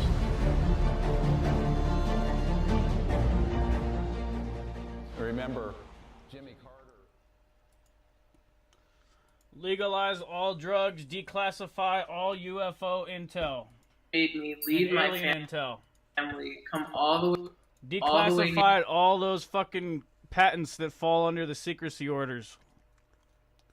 Declassify all those secret patents that are ordered into secrecy. Situation, and you just lead like that. I think there's a far better experience. Right. Okay, so the importance of embracing innovation and adapting to change in the market, like we're in right now. Now, that's a loaded question. Innovation. We have AI, Chat GPT. Some people are like, I'm not embracing it. Some people are like, I am. So embracing innovation and adapting to changes in the market. How can we incorporate these things into our growth strategy? Yeah. If we learn anything from the pandemic, it's that we have to know how to pivot. We have to be resilient. We can't just be stuck in our ways. And I think for a lot of brands, especially from my background, some of these more structured brands, they were used to doing things a certain way. And they knew that if we did this, it worked, right? You take Cinnabon, it's 35 years old. For 35 years, they have been growing every single year. They're doing something right. But that's because those brand standards, those products, those certain suppliers, all that made sense in a pre-pandemic world. But once you enter, I don't know if we're out of the pandemic or not, but in this new world we're in now, all those standards, all those things we used to think were the right thing to do, all those great ideas we had became irrelevant, right? Because now the world in which those made sense is non-existent. We're no longer in that same space to where whatever worked for us then works for us now. Right. And so the brands who are going to succeed and get out of the rut that they have is simply just be more open-minded to what is happening in today's world. And I've learned personally, like you look at social media, I ignored social media for years personally. And in businesses, some, were heavy, some not, because I didn't necessarily understand. And I thought, oh, that's silly. Who's going to ever, look at a business to be on those pages? And sure enough, that's how business is done now, right? You cannot be a business without a social presence. It just doesn't work. And so same GBT, I look at it now, it's people who are pushing back and resisting it and thinking it's just insane or doesn't make sense or it's a waste of time. It's like, yeah, sure. But we all thought that about social media. We thought that about everything that's ever come out before. And look at those who've become the most successful are the ones who are early adopters of whatever that thing was, right?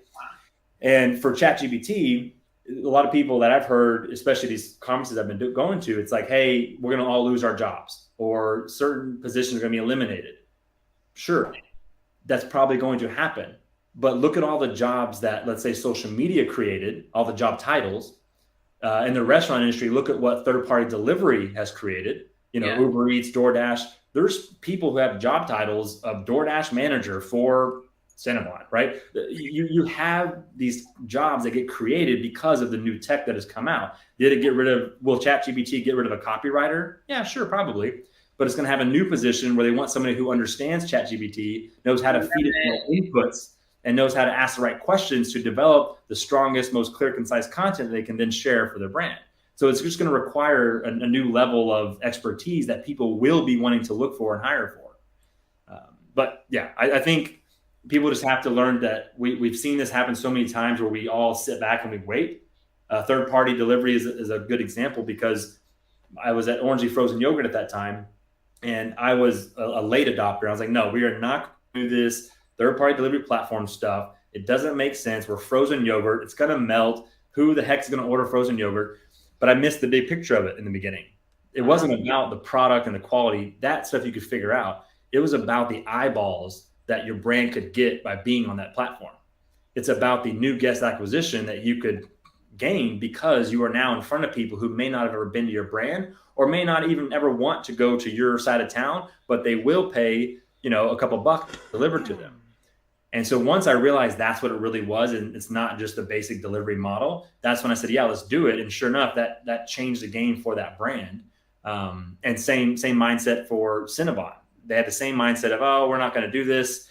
Yeah. I mean, people are going to invest in it. We don't need these certain technologies. Pandemic hit. Now everyone said, oh, we need them.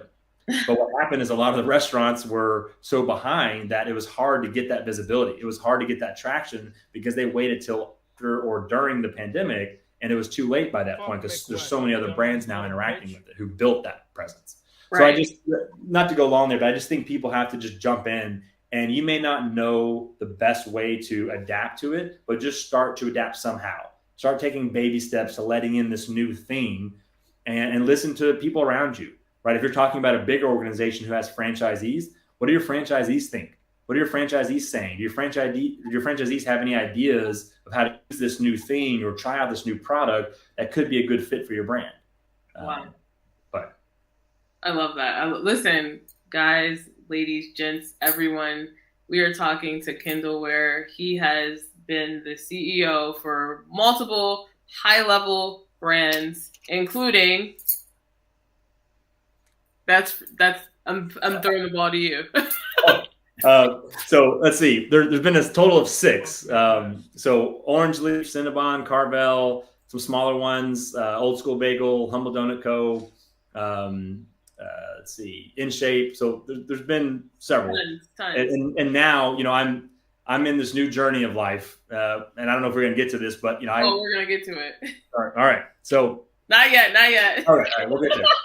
We're gonna get to the new journey. No, but I say that because I want you all to know, like, the power of the conversation. Like, it's not often that you get to sit here and speak to someone who's run businesses as a CEO for major brands, the major brands that we often visit on a daily basis. So if you have questions for Kendall, please drop them in the chat. Please. We're going to talk about marketing, and we're going to talk about different strategies for those who are business owners. That's what we're going to talk about next. But first, we have a really, really special offer. I'm not going to share my. Let me see. I'm going to attempt to share my screen. No, I'm not going to share my screen. I'm not high tech like that. But happymanager.com. I'm going to put it in the chat. happymanager.com. Okay. One of our sponsors, and it's a virtual assistant company. And all of the candidates are screened. There's tons of virtual assistants who are educated on anything you can think of. And if you go to this website, happymanager.com, you can actually get a guide, a free guide that has 100 ways that you can use a virtual assistant. And it's actually broken down by industry.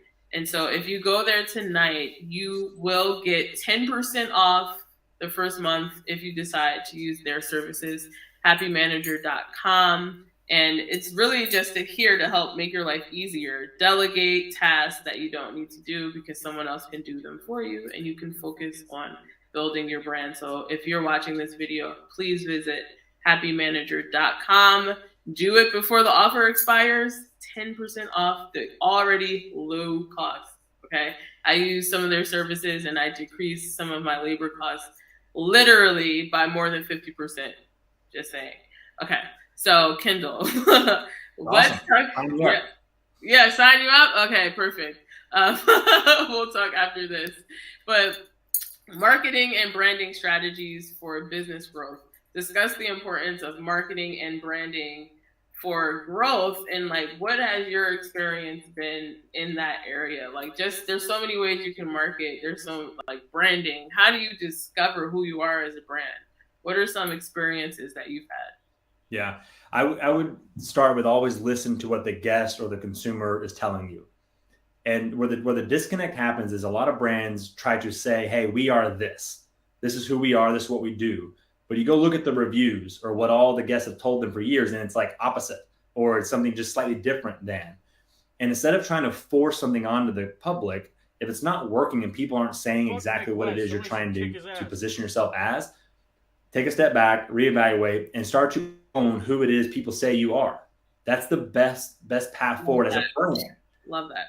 I think it'd be a little different if it was a human for different reasons. But from a brand standpoint, if so many people are saying the same thing and trying to define you in different ways, and let's say you can even afford to do some guest intercepts or some studies, you know, with a focus group that can tell you what they think of you or how they see you as a brand or who they think your competitors are or who else do they visit that's like you. Like, if you can learn a little bit more about them, that'll help the right brand positioning. From there, then it's knowing who that audience is and how to directly interact with them.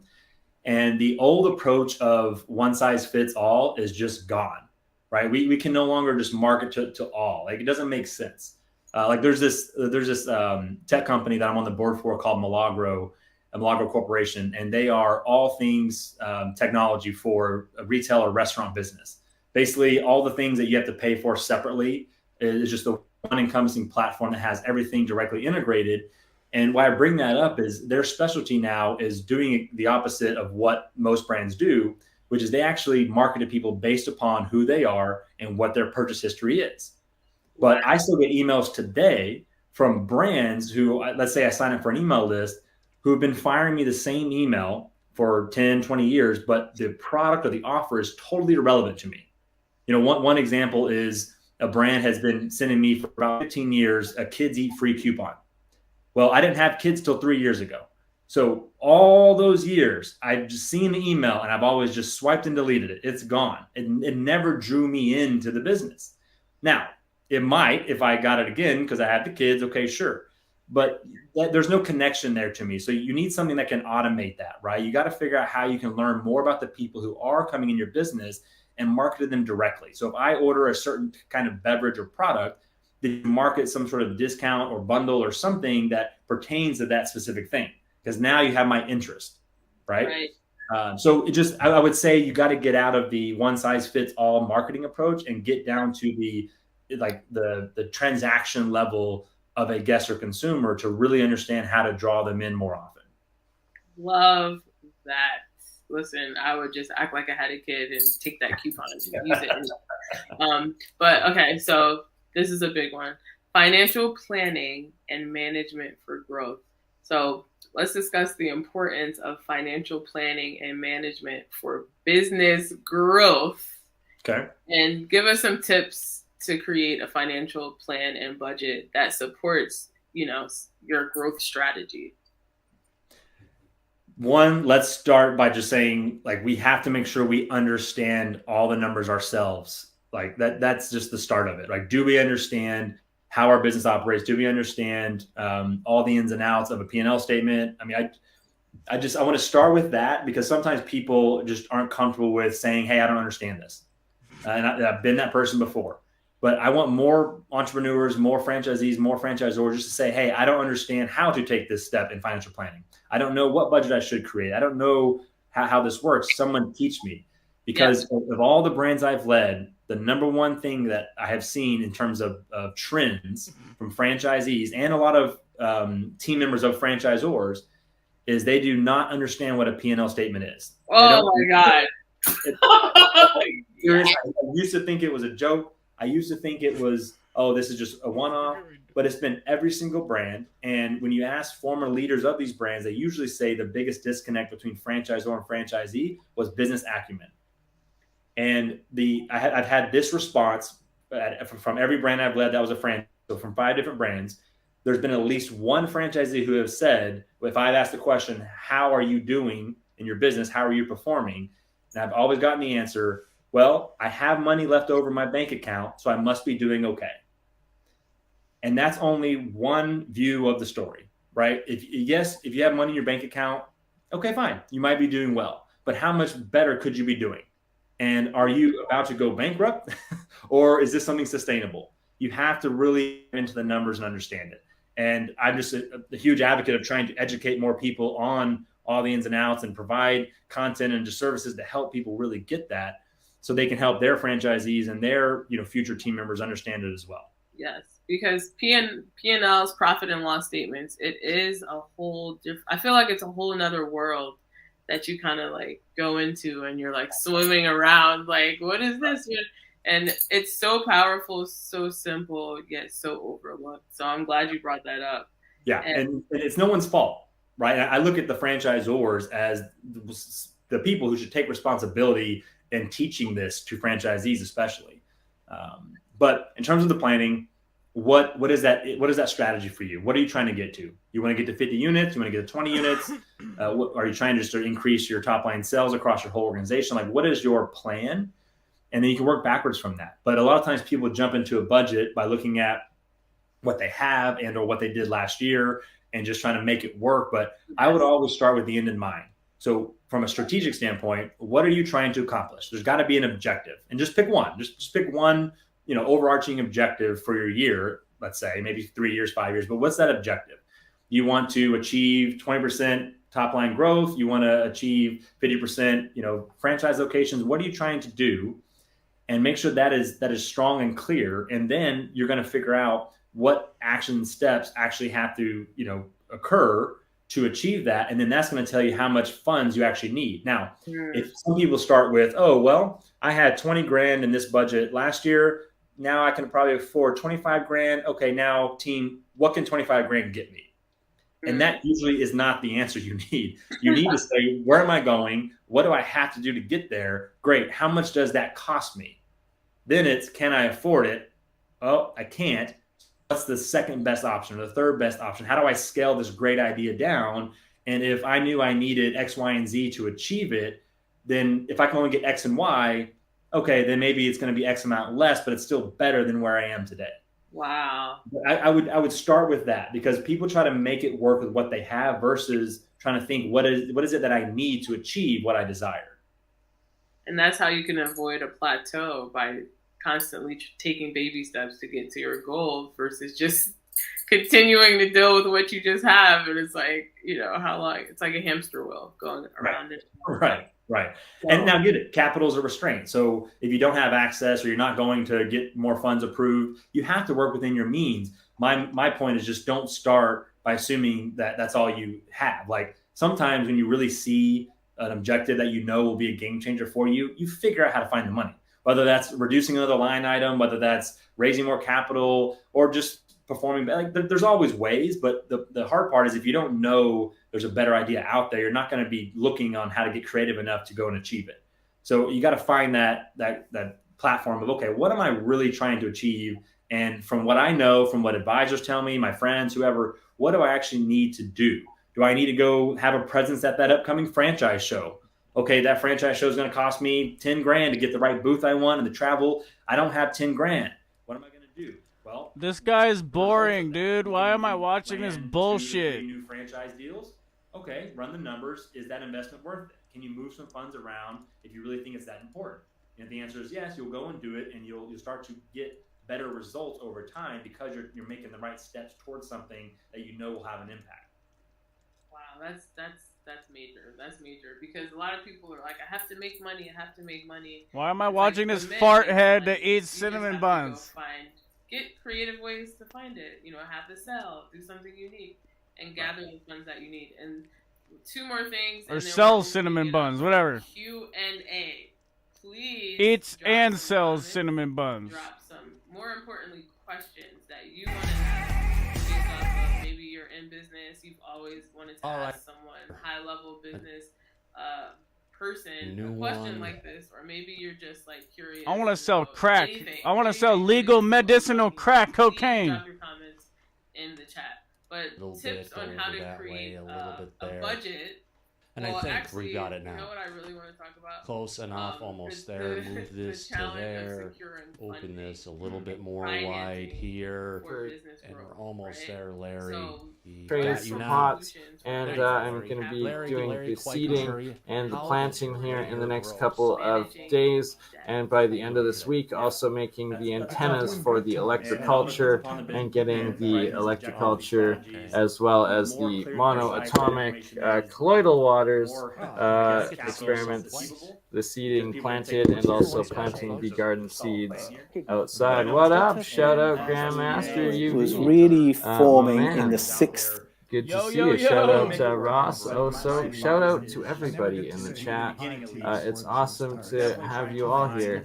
And let's move forward to show what we're doing. So yeah, Jeremy, an alien scientist, epic stuff. And speaking of Jeremy, the alien all scientist, still there. So that's the 6th century BCE. And then you get to year dot.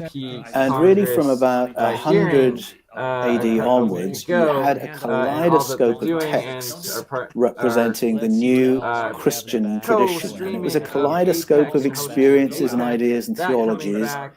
And that gradually got narrowed down to the official canon, really from the 300s on. So you've got, yes, a 908 to 900 year period between those 2 points.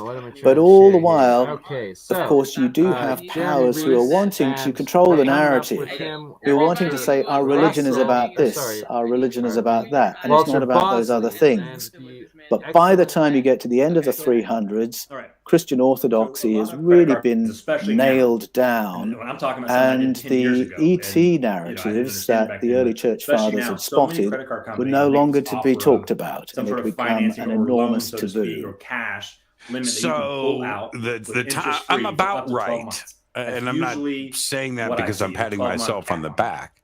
It's because I'm heading this into a direction. So if we're at 300 AD, then we have 100 AD, and then we go back to 600 BC when things started to officially get written down.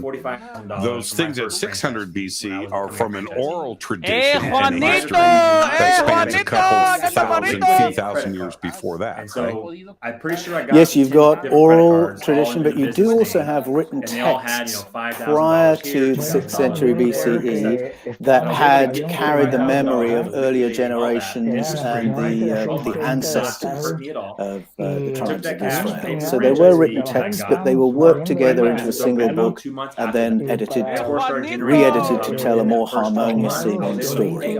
And those ancient texts were Egyptian, Sumerian, and Hebrew? Well, the roots really were Sumerian.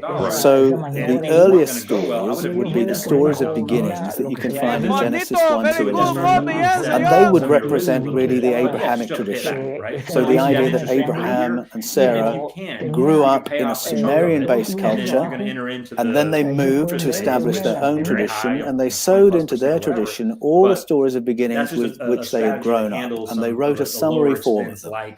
Let's put it that way. You can tell the story that way. And certainly when you read Genesis 1 to 11, you can see it is a summary form of the ancient Sumerian stories that can be found in that culture, ancient Babylonia, Arcadia, and Assyria. However, we didn't know that. until the 1800s, when finally we could translate the couple of 100,000 cuneiform tablets that we dug up from those ancient cultures. We didn't know what was on them. We didn't even know it was a language until the 1800s. And as soon as George Smith gets down and translates them using the translation they'd found, the Behistun inscription, he recognized all the source narratives that produced the stories we're familiar with in the Bible. So that's the roots of the biblical stories to be found in ancient Sumeria. And it's when you read the stories alongside each other, that's like taking the red pill in the Matrix. Suddenly, you can never read the Bible in the old way again, because you realize the Elohim stories and many of the Yahweh stories too are based on the Sumerian stories of sky people. And we have a word for sky people today, and it's ETs. Yeah. Astronauts. ET. Astronauts, that's right. Absolutely. And so this isn't too far out of left field. But if we look at, well, let's just say people like me, the fringe, right? Like you. So we've been screaming about this for a very long time, about knowledge existing before 3000 BC, before Mesopotamia and before Giza. And if we look at the Bible and its timing of things, it's saying the same things that not only our community has been talking about, but now other things that have been put forward lately, that there was a high technology situation that existed 10,000 BC, 12,000 BC. We have Göbekli Tepe today. But yes. that being said, everything didn't start at 3000 BC. If we take the Bible literally, then we had culturally advanced civilization and cultures around the world way before 3000 BC, and the Bible says it's so. Yes, it does. And again, root meanings gets you there. So if you go to Genesis 11, for instance, Genesis 10 and 11, first of all, we're told something very odd. It says that there was a time when the land of the earth had a single coastline. Now that gets translated often as a single language and a single lip. And the two words are put alongside each other as if they're saying the same things. But there are two things we're being told in that text by root meanings. One is that all the people spoke the same language, and the other is that all the land was joined up. You think, wait a minute, that's not the story of Homo sapiens. The land was never joined up in human history, was it? And then just prior to that, in the previous chapter, it says it was in the generation of Peleg that the lands separated, that the continents separated. So here we've got a reference to a civilization that predates everything we know about Homo sapiens. Is it true? Well, we wouldn't know through archaeology, because anything from that time would be ground to a powder by this point. This was what was studied in the Silurian hypothesis. But we have texts saying it was so. What do we do with that? And then get into Genesis 11, and you read that alongside the Sumerian. When you get to the Tower of Babel, you realize you're reading about either a launch pad or a stargate. This was the place where people left the planet to get to space stations, is what the texts say. So that is a previous, advanced, spacefaring civilization that in Genesis 11 gets bombed back into a pre-Stone Age state. And I argue in Escaping from Eden that by the time you get there, Genesis 11, you probably read about 5 planetary resets in the texts. And as I said earlier, how would we know? Well, we would know if we were in contact with others who had curated those stories for us and were telling us what was what. And we might know from survivors of more recent cataclysms, which is something referenced by Plato, for instance, when he introduces the story of Atlantis. But it's there in the Bible. Successive civilizations on planet Earth doesn't often get preached on that way, but it is all there waiting to be spotted and the dots to be joined. Spaceship lands on the White House lawn. Jesus steps off and says, "I'm back." Are you surprised? Am I surprised? I would not be surprised, because that is certainly one way you can read the ascension story that's recorded for us in the New Testament. It says that the story of Jesus, as far as his ministry in and around Jerusalem was concerned, that ministry ended after he had been resurrected or survived the cross, and then he got taken up into the sky in front of all of us, in front of all these eyewitnesses. Well, you know, in the past, how would you picture that? You would picture that as his body being lifted up into the heavens. Well, we now know he's going to run out of oxygen pretty quickly if it's done that way. And you can read it another way. He was taken up into the sky in exactly the same way that other eyewitnesses have described it through the ages. Taken up in a craft, same way Elijah was, same way Ezekiel was. And if he was taken up that way, maybe he could come back that way. Maybe he would land on the White House lawn. Maybe he'd come to Canberra, the capital of Australia, instead. Let's not make assumptions. Yeah, okay. Yeah, you're right. No, maybe I wouldn't be too surprised. It wouldn't be the Vatican, though. Vatican's right out. That's not going to happen. But so if we look at it this way, the leaders of towns, of villages, of groups of people, of tribes in ancient times could not go back to town and say, I was just hanging out with ET and he says don't drink the water.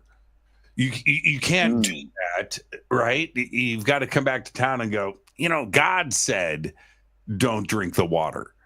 And the town would understand that.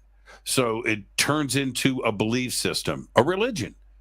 Yes. Today, with what you are suggesting here, is this also a belief system and a religion? If you understand the same context from ancient history, if we are to believe a belief system in ET and contact, is this a new version of religion? People do say that, but I don't think that's a helpful way to see it. When I think of religion, I think of something that's not just a system of beliefs telling people what to believe, but it sort of tells people what to do as well. And it's one of the reasons I love the ancient Sumerian texts, because they are not the texts of any religion in the world. And those texts are not there to tell anybody what to do. They are simply reports of what happened. And I think many of our sacred texts around the world are much more like that than we generally think.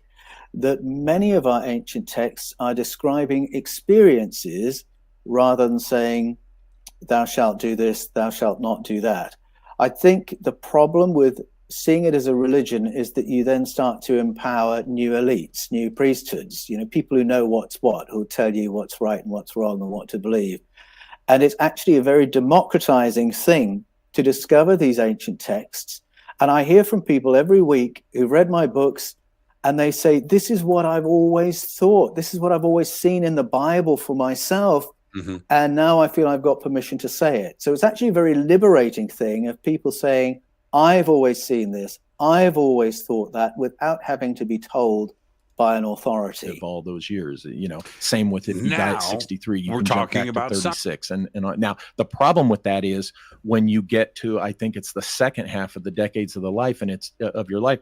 And what if you've only lived that life one time?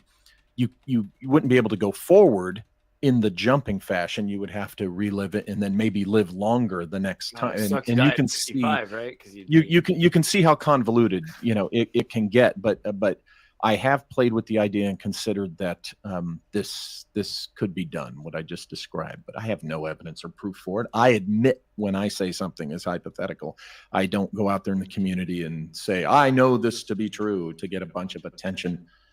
You know. Right. No, but it's interesting thinking about how, well, time is an interesting idea, especially because, and I think, sorry, Jeremy is saying he's going to have to leave, but Jeremy, it was great to have you, and we hope to do more alien scientist stuff. But the idea of time as a dimension, if we're able to. Sorry, I got to dip out, guys. No worries. Do you want me to end it on your channel or going on your channel? We'll probably do another hour here on ours. Yeah. Yeah. Oh, and he's gone. All right. Well, we'll leave it for now. Well, I mean, just the idea of something that can measure time, like we're talking about AI, if we create a system, the way we can use telescopes, radioscopes to see parts of space, see things that we can't see with our eyes, that we could actually create something that can measure time or be in multiple times for us. Yeah. The other thought is like femto technology, the idea that we're printing, beyond nanoscale. If you could copy a moment so clearly as to have all of the quarks and quantum particles in the correct, couldn't you reproduce a place of, that was this moment? Essentially, you could take everything that was going on right now, copy it, and produce it in another part of space. And so that could be useful for just producing what we think of as this same time. We go back to the same time because we produced something that is going on forward from that time, but it might lead to slight asymmetries, Berenstain or something. Do you think that they're messing with that stuff? Like, I think I think it's possible that somebody has figured out how to mess with that. It speaks to the multiple dimension, hypothesis that each time, rather than messing with the specific reality, what happens is another timeline is created, so that you have these countless timelines. Yeah. There have been times where I have wondered. I was in Iraq in 2003, and I was doing my job, and part of my job one night after midnight in the back streets of Mosul, me and the guys I was working with, we were riding around in a car doing some shit.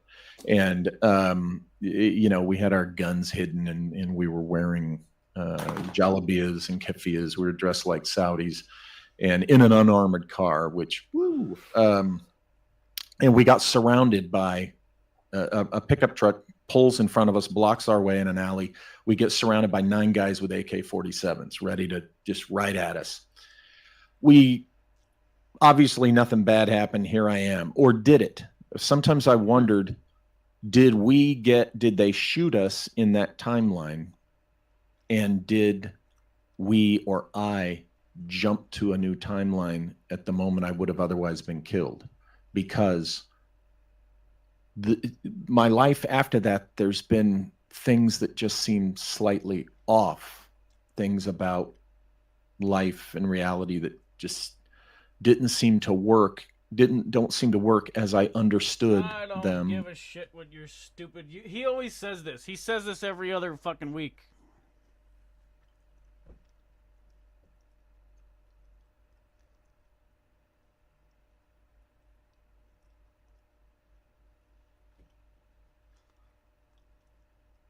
Walter Bosley always brings this shit up.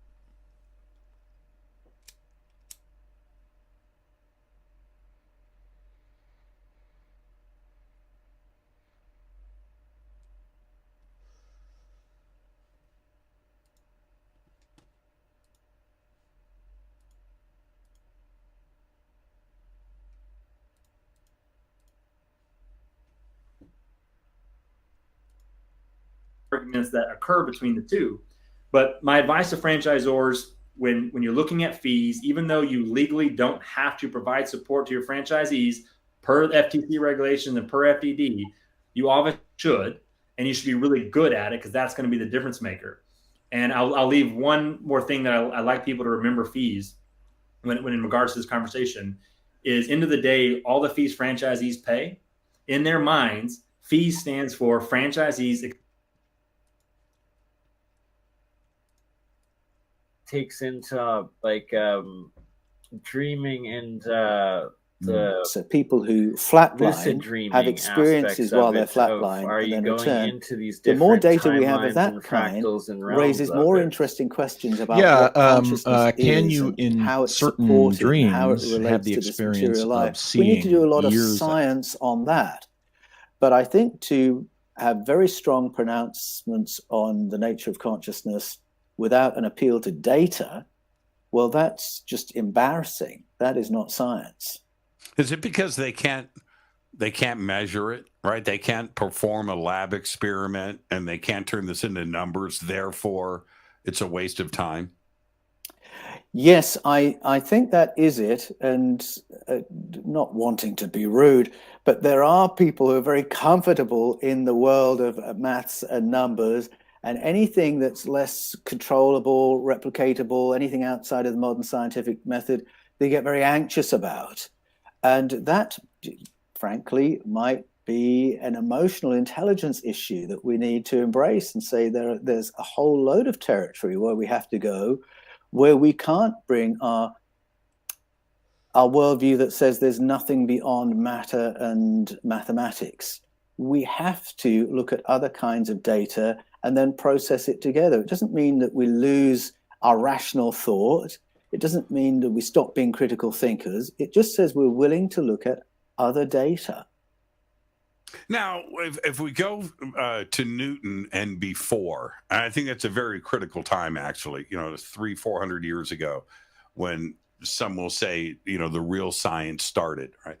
But Newton was a hermeticist. He was an alchemist. He was a religious scholar. He was a mathematician. He was an astronomer. He was a physicist. His math we still use today. He was a very profound individual. And before him, it was okay to be a philosopher and a scientist and call yourself a physicist and mathematician and a religious person. And it drove the thoughts of consciousness all the way back to the dawn of man. That's the way things worked. Why did that stop? It seemed like the ancients really had it together. Yes, they did. And I mean, what you've described is the Renaissance man.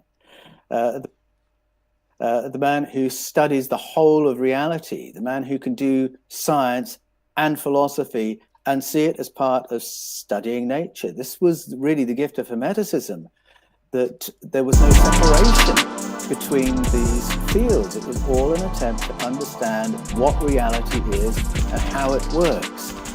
Why that broke down, that's a really good question, but certainly it was a time when religious authorities were fighting for control of the narrative.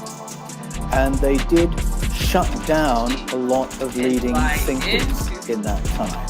You know, people arrested, placed under house arrest, burned alive in the most horrible ways. I mean, that was a very strong signal for the next generation not to muck up the narrative.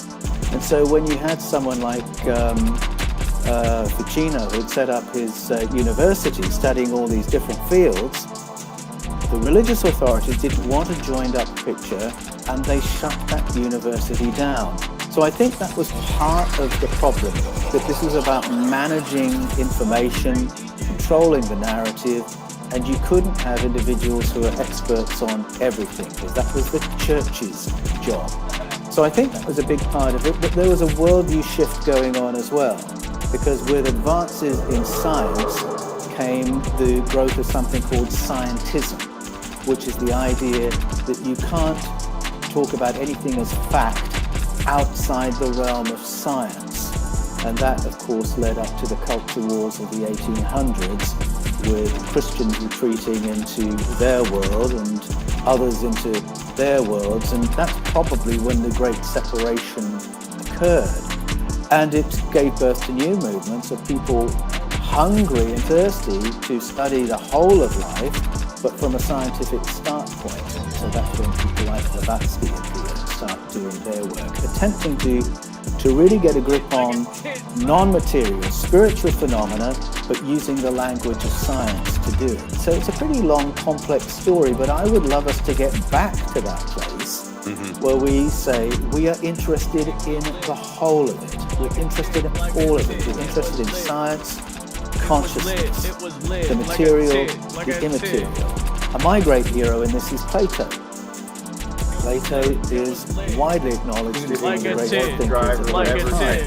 There's a British mathematician who said famously that the whole of the Western tradition of philosophy could be regarded as no more than a series of footnotes to Plato. Nobody disagreed. That's how great Plato was, and he was a person who was willing to say, I have science, conclusions I have reached through logic applied to that's just... That's just advanced military technology that's being developed. I have information from contact experiences and from ancient there's nothing mysterious about it. It's just secret. It is advanced. Civilization. He was able to say all of that. Something mysterious falls apart when you look closely at it. And I think so no, I'm impressed with whatever it actually may be. But no, since the beginning, going back to 2017, that's when I did my first close look at it, and nothing that has emerged since has changed my mind. In fact, it's just even more convinced me that it's just some pretty cool technology that our side's developing. Full credit to ancient Egyptians and ancient Egypt for. But also at the same time, from Brown, you got like Clark, and there was a few other Greek philosophers at that time too to as have well contact with them, that gave right? credit where credit was due. Are they propagandizing like it, that or is it part really about like a lust for interacting with something new? Who propagandizing? Well, I know like Arthur C. Clarke comes to mind. Just the idea of to talk about, and it makes you wonder. Reagan made a speech. What he knew. Sure, yeah, I think that's a natural human desire to look. That's what fueled, coming to the New World. The Europeans, they wanted to, it was time to go find some new place to, exploit the resources and such. And so, it was the same sentiment. Got to go to the New World. We got to go to the New World. Oh, there's people over there. The people of the New World. Where does he get these Clark ideas? said in before 2001, it's not a monolith. It looks a lot like a Nimsa craft or some airship. Yes, yeah, well, on the cover of that book, the that artistic he got depiction, from and I think, Egypt you could argue via the Greek legislator Solon, who's a real historical person. Yeah, it's between and there's Nimsa plenty and of language in Plato that suggests Eastern Indian thought, maybe via Egypt, maybe directly. Yeah, well, and also remember between Clark's story and the film that Kubrick did, Kubrick veered way off of Clark's story. But he says he's become convinced of them through the Eleusinian mysteries. And that means an altered state of consciousness that enables him to communicate with beings in other dimensions. Now, he says this absolutely openly in his books. What amazes me is that I read those books in my 20s with my training to become a priest in the Church of England. And somehow I missed all those juicy bits. And I think what it was is we were given handouts on Plato that were the bits relevant to the formation of Christian theology. And all these bits about psychoaffective tea ceremonies were left off the handout.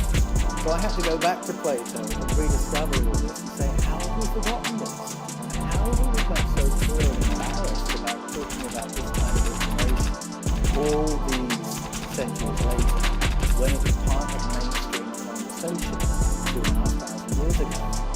That's exactly right. I did the same thing, and when you read today, especially now, 2023, we're a little smarter than we were 100 years ago. A lot smarter, and our ability to understand and to comprehend, right, and think through. You read Plato today, and all you got to do is what? Right? That's what you do. A belief system and a study system that was already based on teachings and stuff that was learned from before. So from before, that's right, from a previous culture, previous civilization. And he openly references that. He said the Egyptians got this from the survivors of Atlantis, the previous civilization. Again, unembarrassed. Today, you mention Atlantis, and people roll their eyes at it. This is where he got what he regarded as solid information from. Now, before we head to the break, you made a really good point that the Sumerian texts were not about a sales pitch. Right? It wasn't a sales pitch. It was a newspaper. Right? It was documenting things.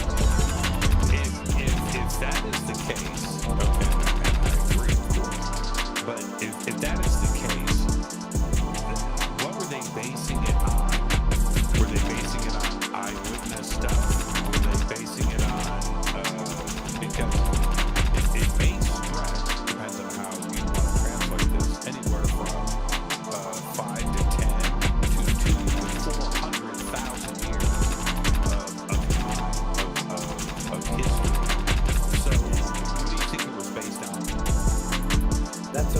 good question, because the texts that we find from ancient Sumeria, Babylonia, Media, Assyria are from a certain period in time. We can date that, but when we read the codices, the forwards to these pieces of literature, it makes clear that these are stories that go back way into the deep past, way prior to the Sumerian civilization. And I think you're right that some of the stories do touch upon interventions that were perhaps 200,000 years ago. And so the development of Homo sapiens, as we know ourselves to be, is a very long story with a number of interventions. I certainly believe there was one 200,000 years ago by visitors who wanted to use us as a workforce. I believe there's strong archaeological evidence for mining in that time. Now that's at a time when our ancestors looked similar to us, but they weren't as clever as us. They weren't clever enough to create a farm, but they were clever enough to work in someone else's mine. And then there's clearly another intervention around 10,000 years ago, I argue, in Escaping from Eden, which lifted us from that level to knowing how to farm, knowing how to do animal husbandry, and now we can have surpluses, specialized, build cities, become a civilization. I would suggest there's another intervention around 60,000 years ago that Native Americans and Aboriginal Australians speak about. Another lesson in agronomy, but on a different model to the one we were provided with 10,000 years ago.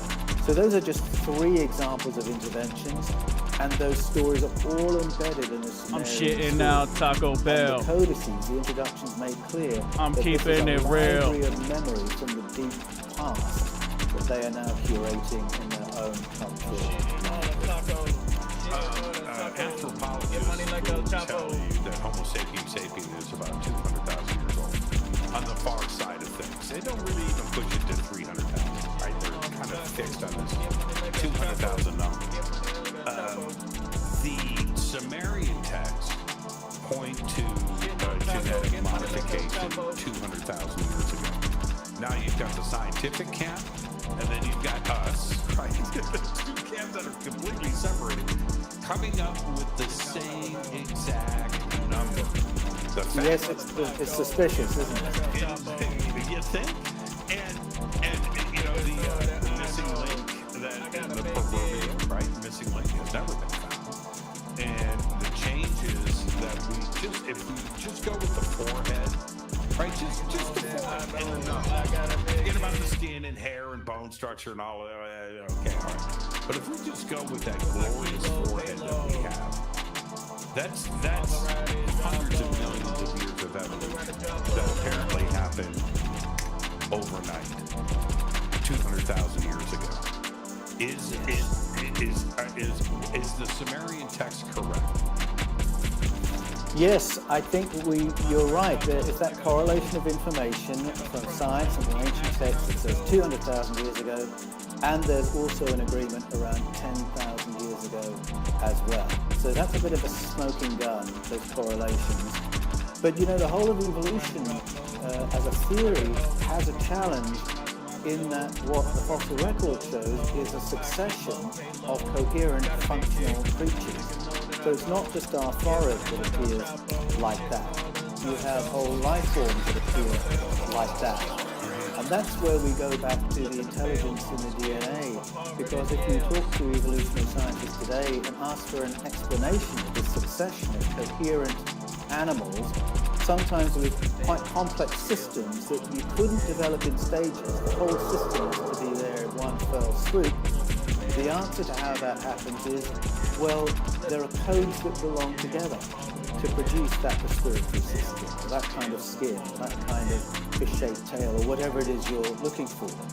And so when we hear the language of groups of codes that belong together, it's very difficult to separate that from a concept of intelligence. But still the effort is made to deny that there's that connection. So it's not just a problem with humanity, it's a problem with all life on Earth.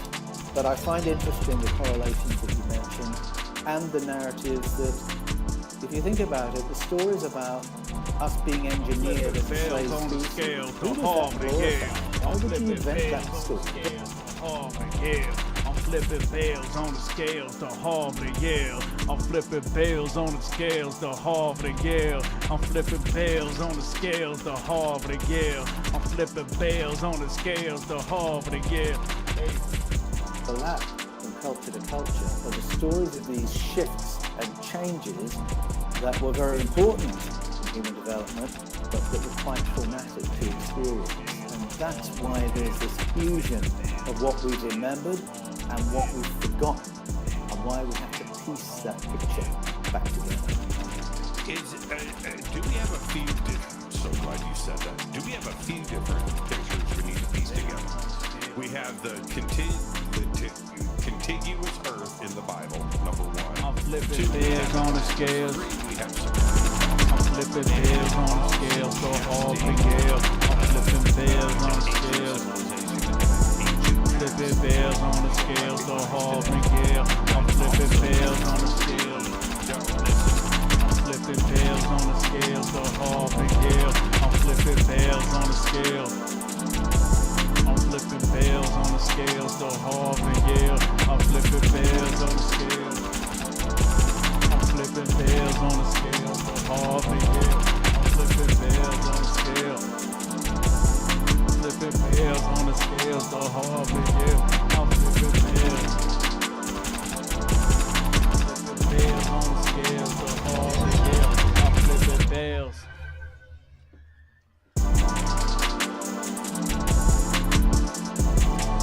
Turn up on Mars, ayy. Turn up on Mars, ayy. Ayy. Turn up on Mars, ayy. Yeah, yeah. Turn up on Mars, ayy. Ayy, yeah. Pulling up, Meg left 300,000. I'm flipping bricks out the mountain. Fucking hoes, then we lounging. In the soul round sound. Bitches smoking by the pound. My niggas, they flipping by the pound, by the pound. And all these bitches all around. Yeah, we got that loud. Yeah, we got that loud. What you gonna do now? With that funky sound. Maserati, drop low to the switch to race mode. Then we off the town.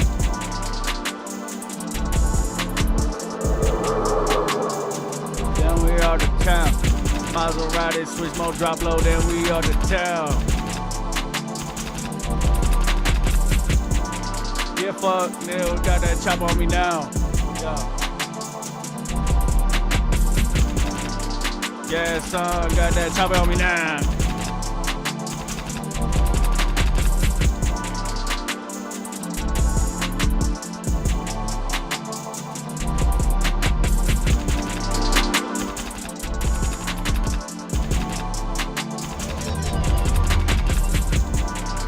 Flipping bills on the scale. To Harvard and Yale. Flipping bills. Send it through the mail. I'm flipping bills. I'm flipping bills on the scale. To Harvard and Yale. Send that shit straight through the mail.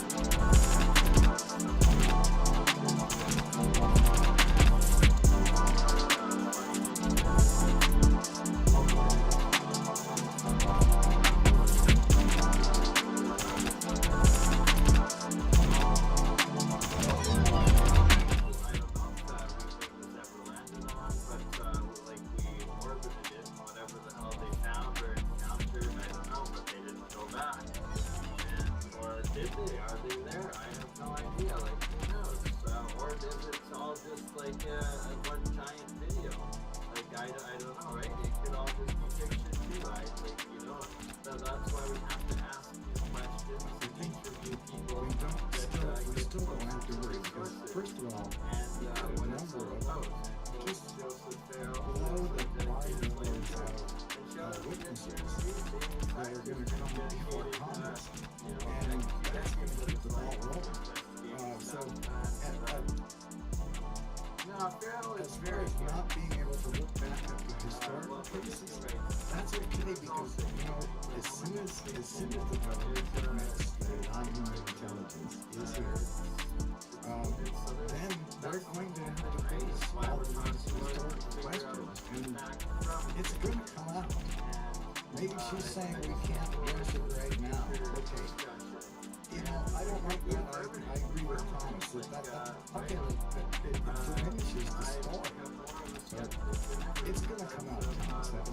Of course, eventually it will, one way or the other. A rocket, full video of a rocket just real quick. Going up and orbiting anything. Larry, I was just making it about trying to think why Gillibrand is dragging her feet on this and pushing other directions. And ultimately, the one thing that I want to say to the audience and everybody is she's not so much weight into what she says. Just because she says it's not going to come out. Mike, who the hell is she? You jumped in before. I did, just for a second. I wanted to mention that I mentioned previously on the show in regards to Gillibrand, and I said that Danny Sheehan came forward and said that he knows Senator Gillibrand, and she has definite political aspirations for 2024. So that he confirmed it. And before I move so on, if she's dragging her ass on this, or she changed direction on the bill she authored, then it probably has everything to do with 2024 election. That was my point. Absolutely. She compromised. That's what it is. She is compromised for political power. And turning back the clocks of time to a point when I was having some interesting conversations on a regular basis, and there were two things I had written down. One was Operation Serpico and Corso.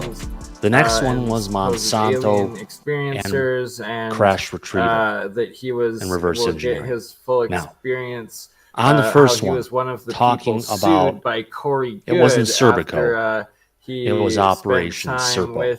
Took me a little bit last night to go what they going back and forth. You know what this means? You know what this means? I know what this means. It's an important thing. So for those of you who aren't versed in the depths of one of the most interesting pieces of ufology, Operation Serpo is a highly speculative. It's a speculative theory within the ufology community that suggests that the U.S. government participated in an extraterrestrial exchange program with the beings from Zeta Reticuli star system back in the 1960s. Although there is no concrete evidence to support these claims, many ufologists have pieced together what they believe is a plausible account of alleged operation. And we're going to go over some of the major points. Now, the interesting point is this was initially brought out by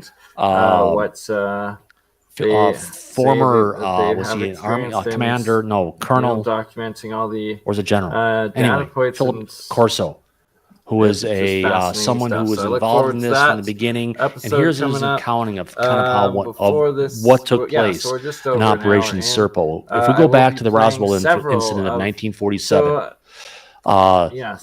There's arguments that Operation Serpo originated after the Roswell incident in 1947. They believe that the U.S. government retrieved extraterrestrial technology, alien bodies, and living entities from the crash site, leading to a series of secret government projects aimed at reverse engineering the technology. Extraterrestrial communication, according to the theory, U.S. officials managed to establish communication with the extraterrestrial beings who identified themselves as originating from the Zeta Reticuli star system. These beings were referred to as Evans. Now, there was an exchange program where proponents of Operation Operation Serpo suggests that the U.S. government and the EBANs agreed to an exchange program in which 12 American military personnel would travel to the EBAN's home planet, Serpo, for a 10-year stay. In return, the EBANs would provide advanced technologies to the United States government. Well, for preparation and training, the selected military personnel reportedly underwent extensive training and preparation for the journey to Serpo, including learning the EBAN's language and culture, as well as undergoing physical and conditioning to adapt to the planet's environment. Now, departing and journey, the exchange team allegedly left the Earth in 1965 on an EBAN spacecraft. The journey to Serpo, which is said to have taken 9 months, with the team arriving in 1966. Now, the American team members reportedly spent 10 years on Serpo, learning about the EBAN society, technology, and culture.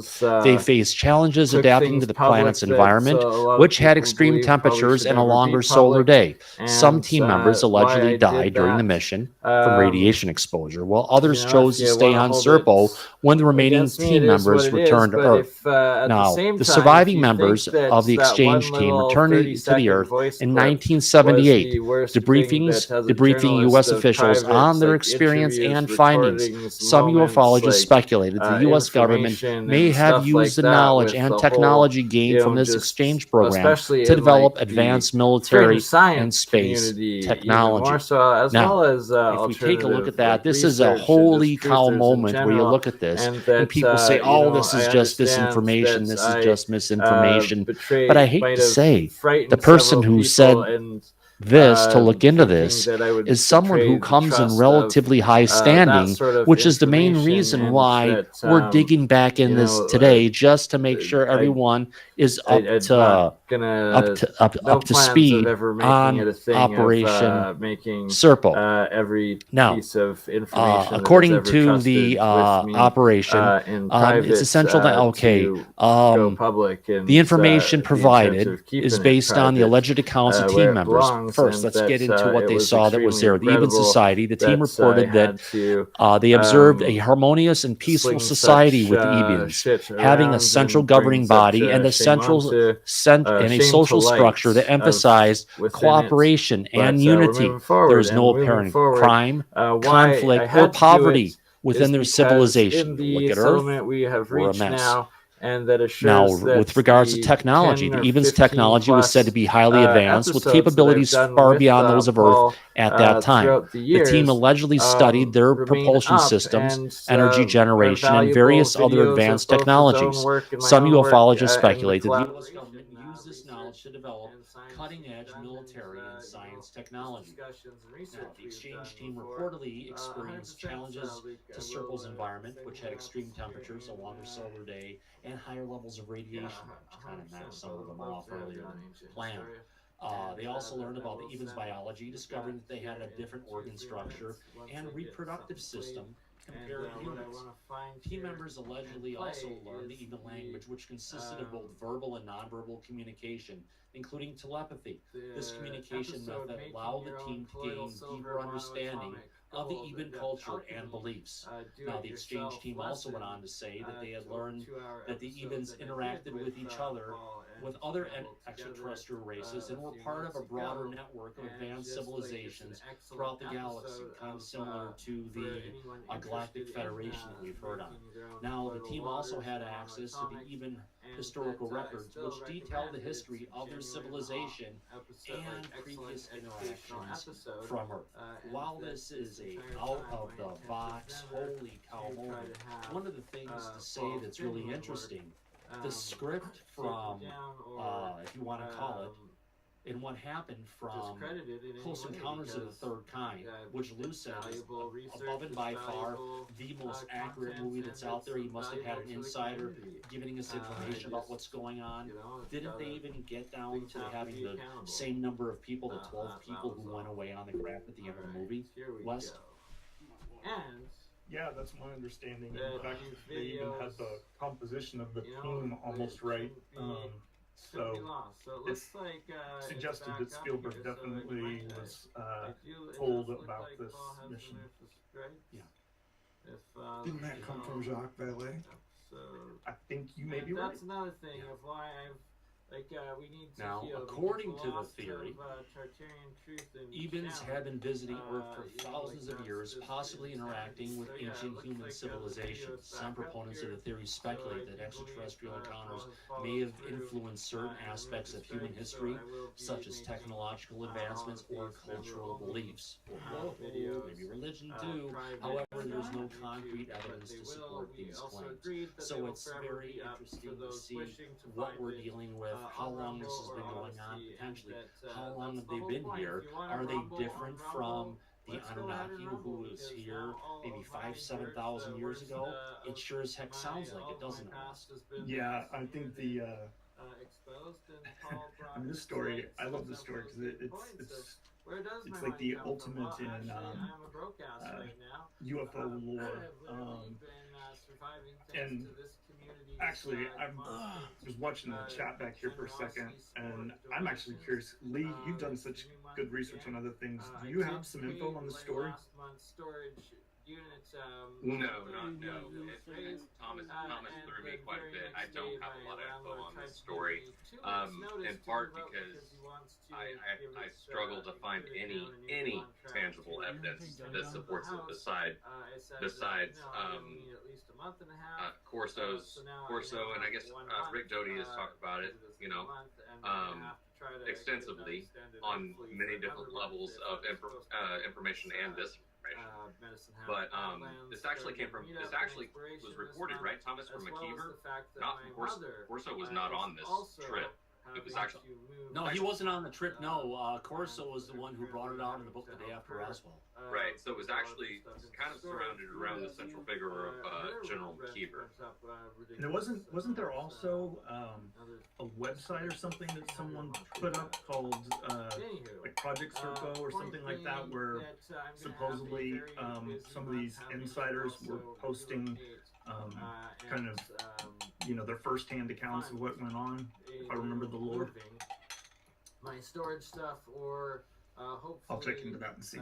Yeah, and one thing that's interesting, Doty was Rick supposedly went and disclosed a bunch of information about it, and when questioned about it, he said, all the information was true. Business that so it's kind of like one of those things. We'll have to ask Rick as well. Rick, how long have you been working with this advanced working group? It's not just for the audience and everything, for you, Thomas, I'm posting in the chat a link to the website. It's called serpo.org, and that's where most of these details, I think, originated from. Yeah, not just the details I got from ChatGPT 4.0 last night. Sorry, excuse me. Oh, it's worth it. For the extra information you get and help puts it together, it is much more advanced than it has been in the past. So yes, we have to look at the thing of potentially what came out of this situation, what came out of Serpo, and we've got to just say, some crazy stuff, but then again, where it came from, it may not be as crazy as we think it is. It may not be as far-fetched as we think it is. There may be more there than we actually realize or want to realize is there. Man, if this is real, then boy, that just Linda Moulton Howell just went down in the Hall of Fame.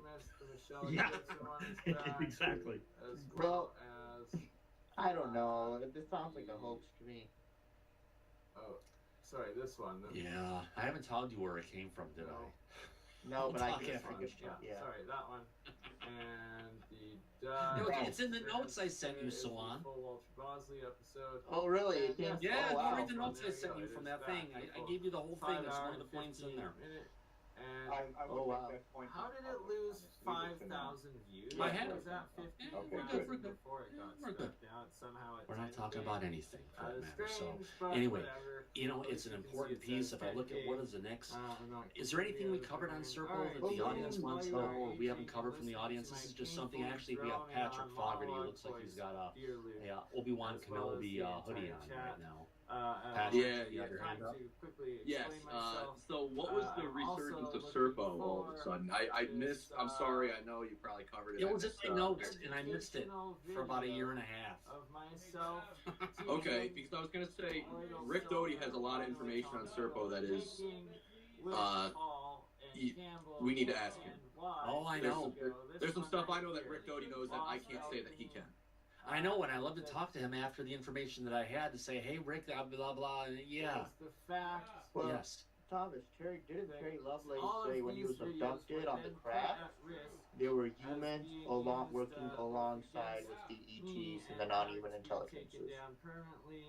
That's been reported more than once. Yeah. Travis Walton made a similar comment about his abduction. Whitley Strieber also. Go our separate ways, and I wish him the best of luck. And you know, I like similarly could be said about Betty and Barney Hill. Doing the best work that he can do. Well, here's the thing. Rick Doty, as part of his job, alienated. He was told to go ahead and, as part of his job, to go ahead and disseminate specific information with certain people. This information, irrespective if Doty was involved with it. I'm not dealing with any of Doty's involvement with it. Doty tried to, after he was done working for the government, to share this with people and bring it out to make people more aware of the situation. And it's a good thing because the person who I was told about this to dig into it is leagues beyond where Doty ever has been. That's one of those things. Oh, and by the way, I wanted to bring up one more pain point about the freaking interview with Gillibrand. With Gillibrand. My God, I need to bring out here, and we're gonna bring this up.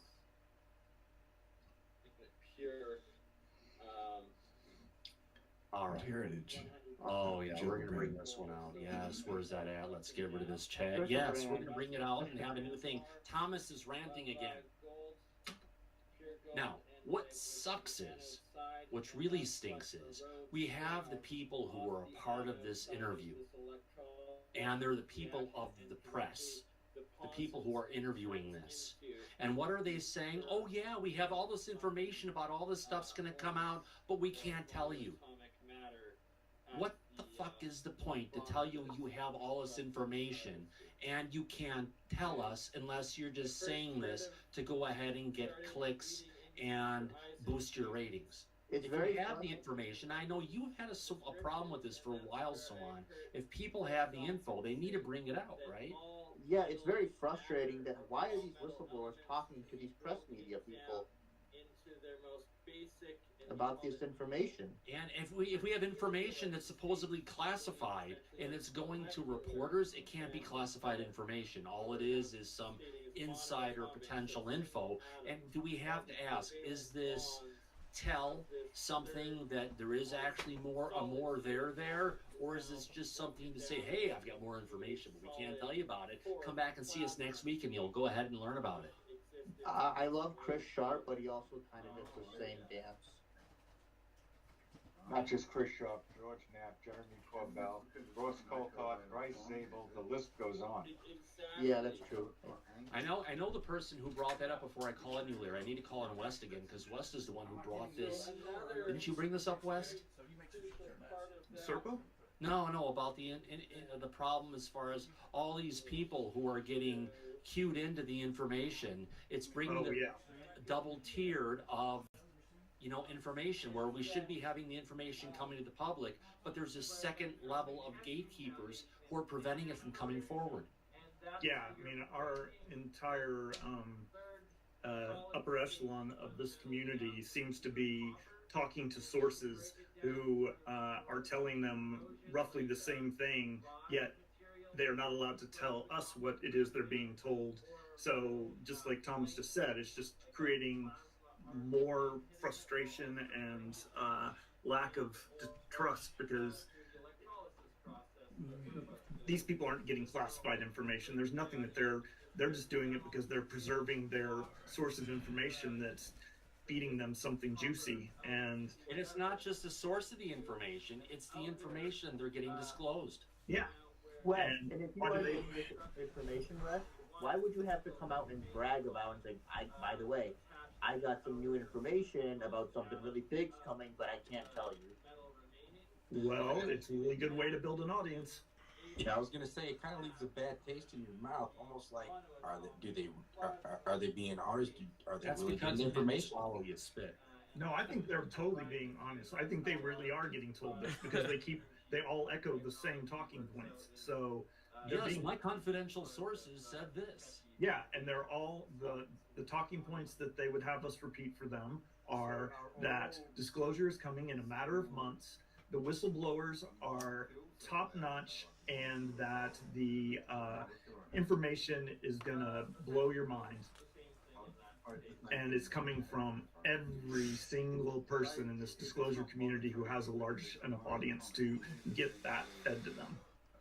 Yeah, this is what's exciting. I mean, because we've all been down this road before, right? Lucy and the football. But there are people that have lived through this football being pulled away from us multiple times, and they are saying that it's going to happen this time. This is different, and that I can only speculate and say, well, I'm not so sure, because it seems to me that no matter what you tell the fucking Congress, even in front of the American people, the Pentagon just ignores it. It says, fuck you, we're not telling you nothing. And that's why I thought the lawsuit from Danny Sheehan was going to change things. But either Danny Sheehan got read in and we're going to read in and you can't tell anybody about it, and we'll work with you and give you a big pile of cash to go and do something, or it came into, you go ahead and bring this on and pursue this. You ain't going to be around much longer. Neither are the ones you care about. Mm-hmm. Ramirez made points about that, Thomas. That's the government's two favorite tactics, and one or the other must have happened. But that being said, I could tell you this. As far as George Knapp is concerned, I still give him credit above everybody else. He was specific when he recently said that the whistleblowers are talking about reverse engineering and a legacy program. They gave the project name, the location of this program, and where the materials are. He couldn't divulge that information directly, but he was a little bit more specific about what the information was. So I give him credit for that. Nobody else is going that far. That's my point. And Gillibrand, what does she think of that information as misunderstanding? Yeah, I got you another donut. Like Danny Sheehan pointed out, she's got political aspirations for 2024, so she's reversing course on her direction, even though she fucking authored this bill for NDAA 2022 and 2023. Now she's acting like, Bill? What bill? I don't know anything about the bill. We need to focus on what Rubio is doing and what Mark Warner is doing. We need to stop getting distracted by every time they think, like Larry just said with the ball. We're just literally being led around by the nose. Well, let me ask you something. When the hearing that she was involved in with Kirkpatrick took place televised, you didn't catch that she changed her tune then? I did. This interview was no shock or surprise. She already changed course during the fucking hearing. That was obvious. What do you think? My point is that the whole thing is there's some other game being played here. That's not the game I'm worried about. I'm more interested in the game that's being played with us as a community. Yeah, but I'm just gonna say the one game thing you're here. talking about, it goes back 80 years, Wes. Nothing different now than it was then. Don't disagree. I just don't like being played. LM, you have your hand up? Yeah, I just want to, like, everybody knows this, but I think from time to time it's prudent to remember it. Pretty much every president has made this somewhat of an agenda of their, cabinet to try to find this out, or, allegedly has been involved in trying to out this, or even presidential candidates that were running on and have mentioned, softly, subtly in their platform that they were interested in getting to the bottom of this.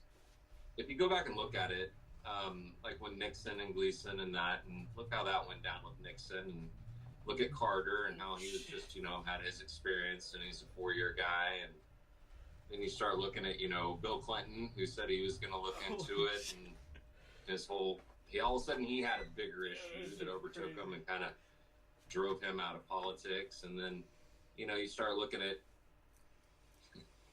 there's the people that the presidents and the presidential candidates that try to tackle this, they just end up having a whole lot of other problems that dominate and really just kick it all to the curb, and it's just done, and they get nowhere with it.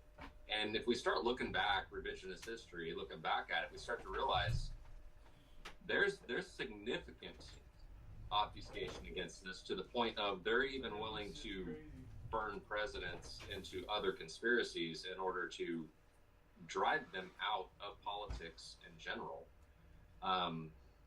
JFK. Yeah, to do this. And, you know, and so, like, just start looking at it and be like, all the presidents that have publicly said something like, yeah, I want to look into UFOs, and yeah, I asked people, and it pissed me off why I couldn't get answered. And, you know, just start looking at what's happened over the last term of the years that we're talking about, 70, 80 years, and you start to realize that anybody that's spoken about this publicly has just been embroiled in controversy. Yeah, that's a good point. Who would have ever thought that a blowjob would be part of covering up the UFO topic? Not me, but Clinton found that out the hard way.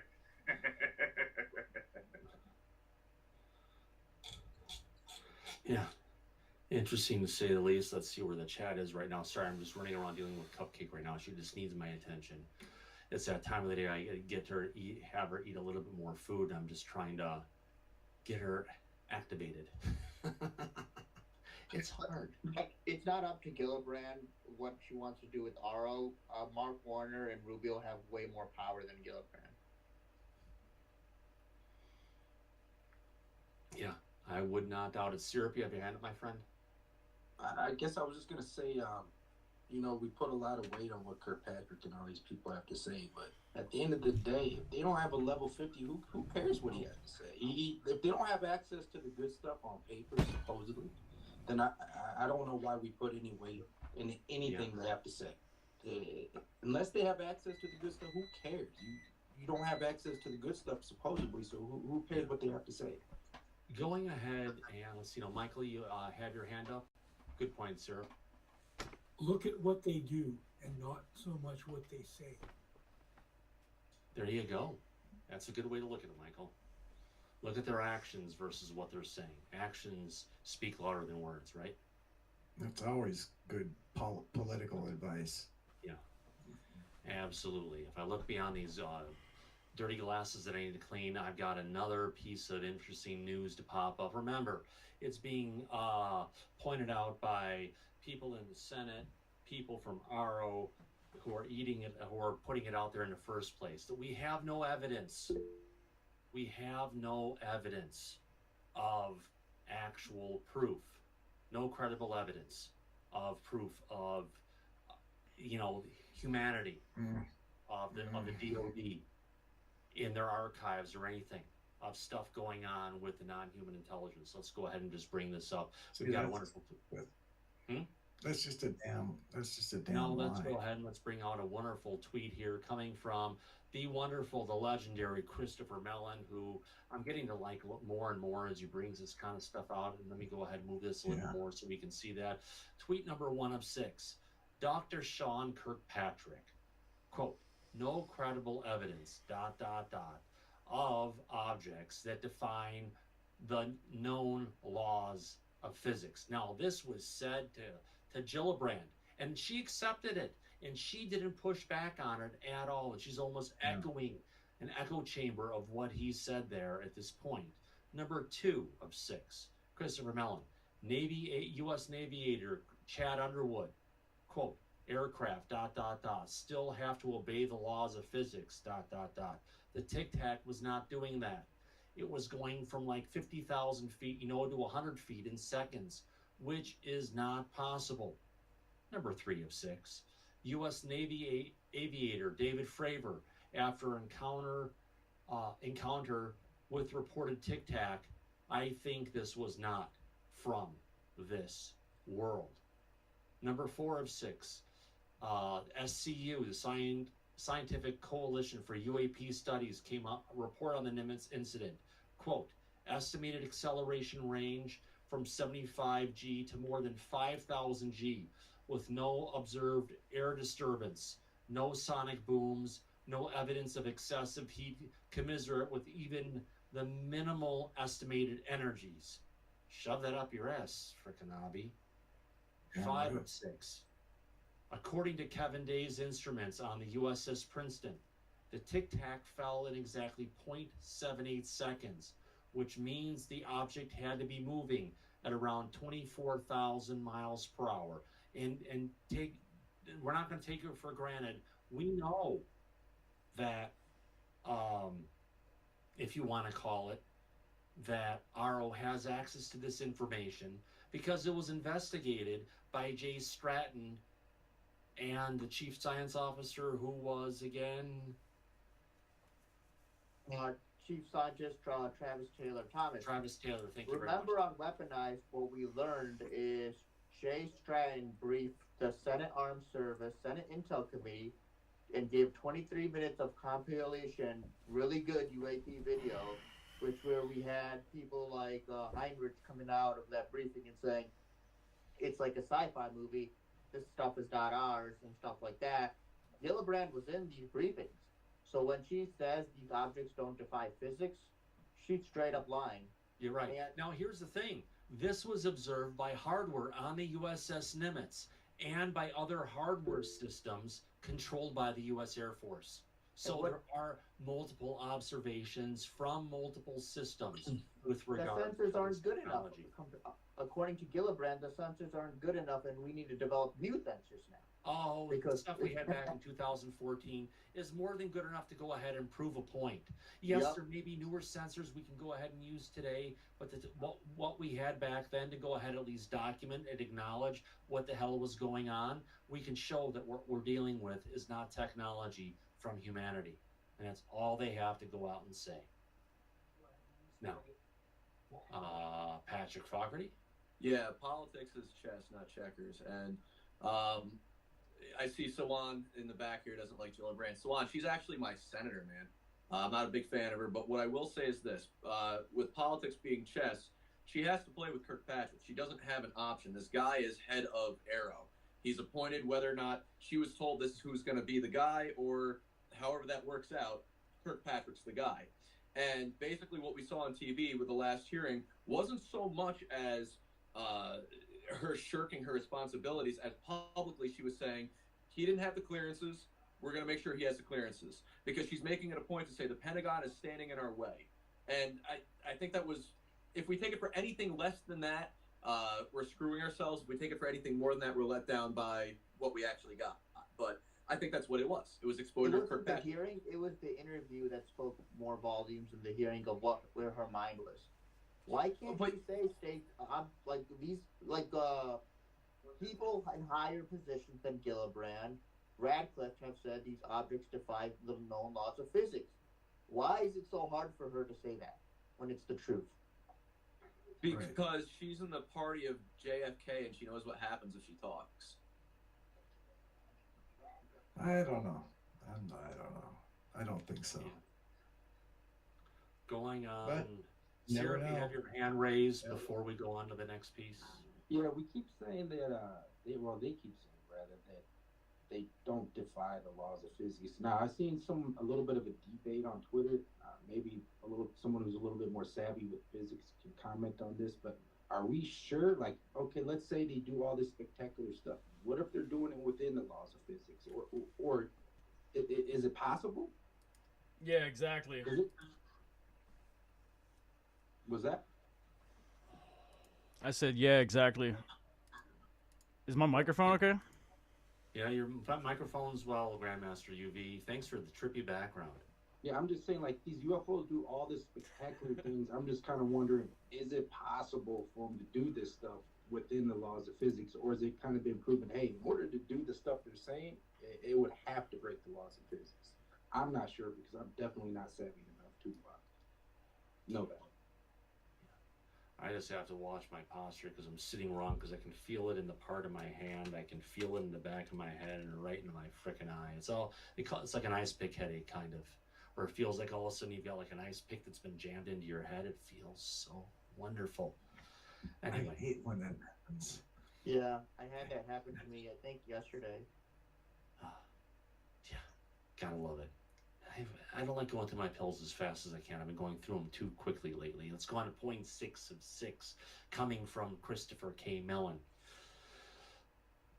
Although what really happened on 11/14/2004 is and perhaps will never be resolved with much confidence, for Dr. Kirkpatrick to go so far as to claim there is no credible evidence of objects that defy the known laws of physics is disingenuous at best.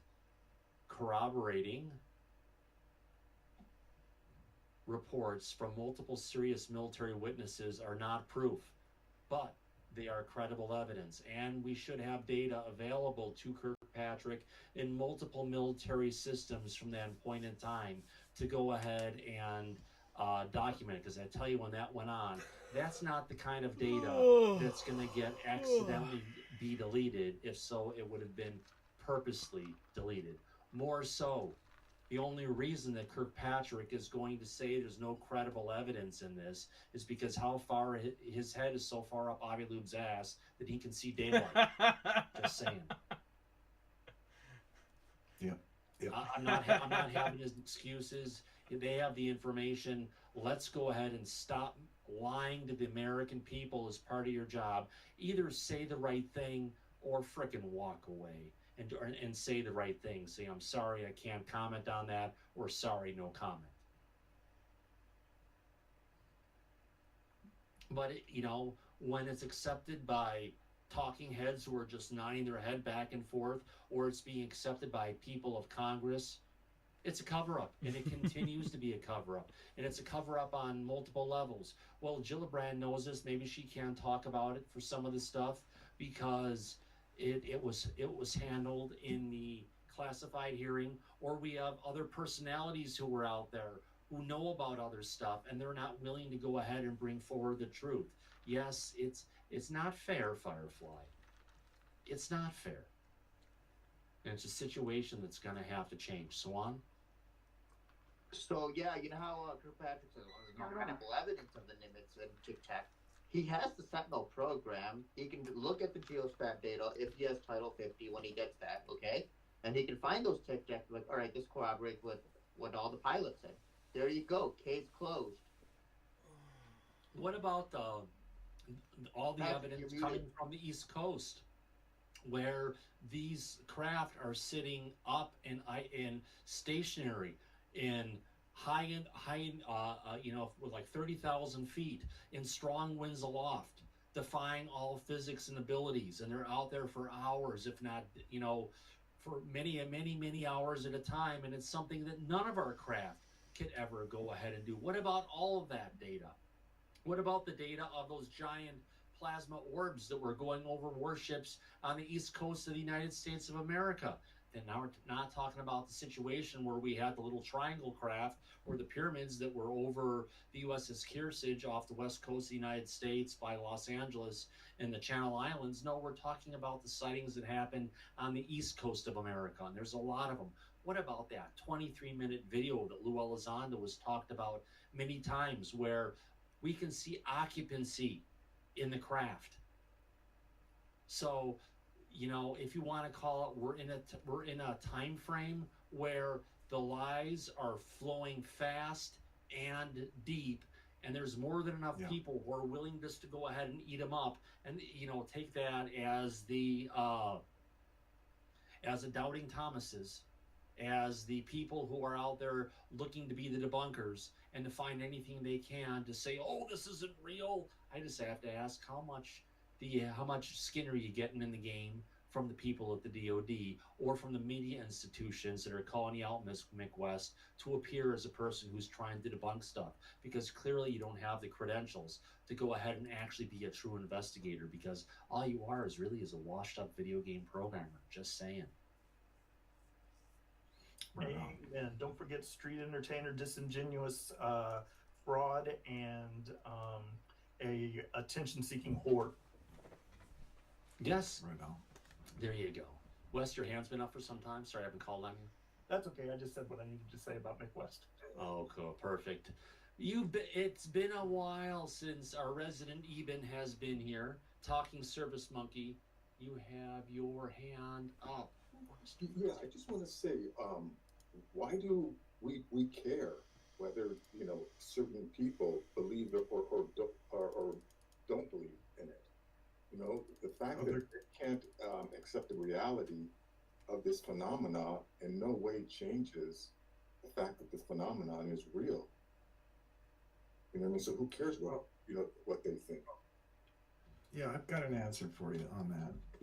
I mean, what I want is the technology from the ETs or whatever we have, and I want to change the world. I want to relieve the world of the pain and suffering that it's in right now. And we are, by osmosis, next to a power now that is obvious in the skies that seems to have that potential. And the only way that we're going to get the truth out of the government probably is with their help. And if we don't get the government to admit that we're being visited, then none of the technology that they have under wraps is going to come out. Nothing is going to advance for humans. And we're going to go deeper and deeper into the pain and misery that the whole world is heading into. The United States first, apparently. We're foolish enough to spend all of our money on war and get all excited about making reports about war. Lloyd Austin, he's very into war statements about what he's doing on the war, but doesn't want to talk about the UFOs. The point is, I'm making a big long thing out of this talking surface monkey, but my main point is just that without the government's admission, we can't get the American people to believe in this stuff yet. And so we either need mass sightings or government admission to get this ball really rolling, and then get the rest of the truth out, and then invite the ETs to introduce themselves and tell us what the fuck they're doing here, and can we get something from them, like some fucking technology that's going to fix the world. I wish I could tell you that I wish I could tell you that I know how the pilots are seeing these in Ukraine, but I can't tell you how I know this.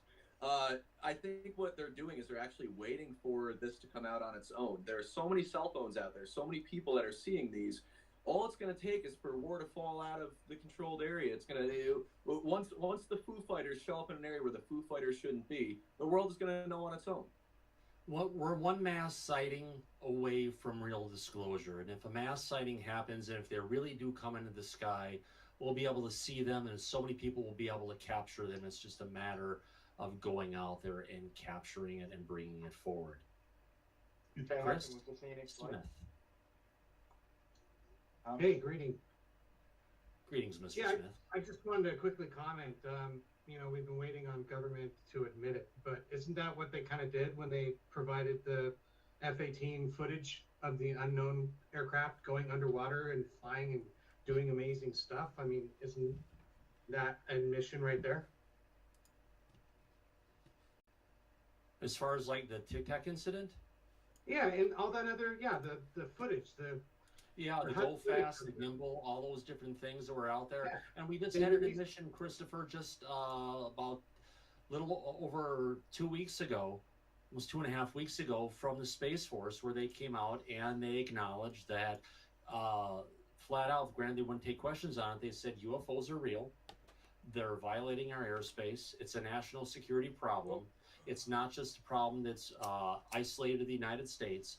And we're working with countries from all over the world to figure this out. And I mean, you're not going to get a better admission than that. This is about 3 days or 4 days before we had the bullshit that came in from the RO office and the DOD. So even though we've got the denials coming still from the DOD and the investigative arm of Congress in the DOD, the truth of this is coming out from some of our armed services, which is where everybody I think this needs to go, doesn't it, Chris? I mean, the more admission, the more information, the better. But I'm hearing from people saying like, "Oh, we need more stuff, we need more info." But it sounds to me like the government's providing info. It may not be exactly what we want to hear, but I mean, we're seeing actual footage of jet fighters seeing this stuff happening. So we've got more proof of this than Jesus Christ. Actually, Chris, I want to comment on that real quick because I just made this comment the other night on this show. It was originally made by Jeremy Corbell. Look, the government did not have a mea culpa and decide that it wants to come clean on this stuff. What happened was there was a small faction of believers and supporters, even going way up high. There was a streak, like a vein of gold in the Pentagon, and Christopher Mellon tapped that vein and brought out those videos with their permission. Now the DOD could not deny it because that would be an obvious lie. So they had to confirm that it was real. But that's the extent on which they have admitted anything. Okay? Okay. Well, at least they're coming out with something. I gotta tell you something. The way I see it is it's out there and it's obvious. And if they're coming clean with that kind of stuff, then all of our questions pretty much have been answered. We just need more details now. That's a good point, Christopher. I agree with that. I see West has his hand up. What do you want to say, West? Oh, I was, Patrick was just saying, it's just going to take a little bit of time before some of these Foo Fighters are seen outside of the closed off areas. I don't know if any of you all caught, but today or yesterday on Twitter, Project Unity posted a 20-minute video with some interesting objects flying off the side of a plane with seen through a Generation 3 night vision goggles. Pretty interesting stuff. And I know I'm trying to find the downloads right now. I know I've got it here somewhere.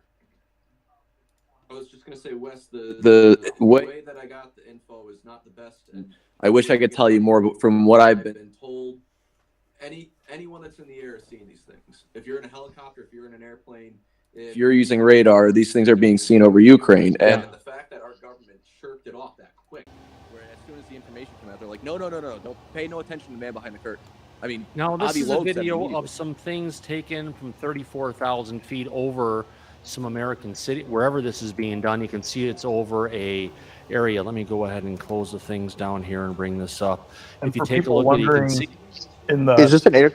Go ahead, Wes. Sorry. I was just going to say, in a minute, you'll see several things going on in this video, but one that I couldn't quite figure out, but someone identified on Twitter. You'll see a lot of flashing lights at the bottom. There's a thunderstorm going on, but you'll also see flashing lights, and those evidently are a large wind farm, and those are just the aircraft lights on the. Okay, I'm going to zoom in so you can see a little bit further. If you take a look at it, actually, I'm going to unmute myself. Can you hear me now, everybody? Yeah, we hear you. Okay, good. And now what I've done is, if you can see, it's kind of zoomed out at this point. There's a city and stuff on the bottom. We've got a horizon line of something. We've got all these things going in the sky. I am going to zoom in a bit so you can see what's going on just a little bit better up in the sky. Let me go ahead and make this a little bit larger and Mike's head a little bit smaller. There we go. Let's go ahead and bring this up and let's go ahead and play this. And what we're seeing is a bunch of things that are moving across the horizon, but they're all moving on slightly different trajectories.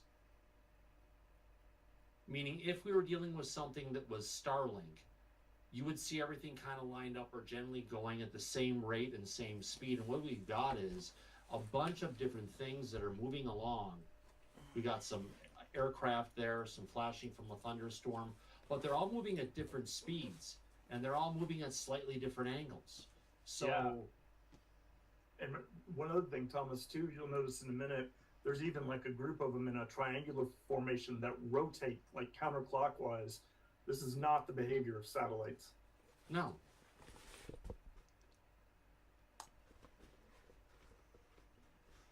So this is captured again from a Gen 3 Gen 3 night vision camera, right? Yep. And the person who captured it is someone who has worked with NASA and Stanford on re-entry vehicle technology, I think is what Jay said. So again, you can see we've got ones that are going across this way. We've got ones that are going down this way, and they're not all moving at the same rate of speed. This is exactly what the stories we were told, you know, as children about UFOs. Like, we're seeing it right there. Yeah. I mean, speaking of close encounters, this is even some of the same kind of imagery that, you know, Spielberg used in Close Encounters, showing these ships up in the sky before they came in close. Right. So we've got ones going vertically down that way. I mean, it's just, you know, this is a 20-minute, actually this minute that I downloaded is 7 minutes and 21 seconds.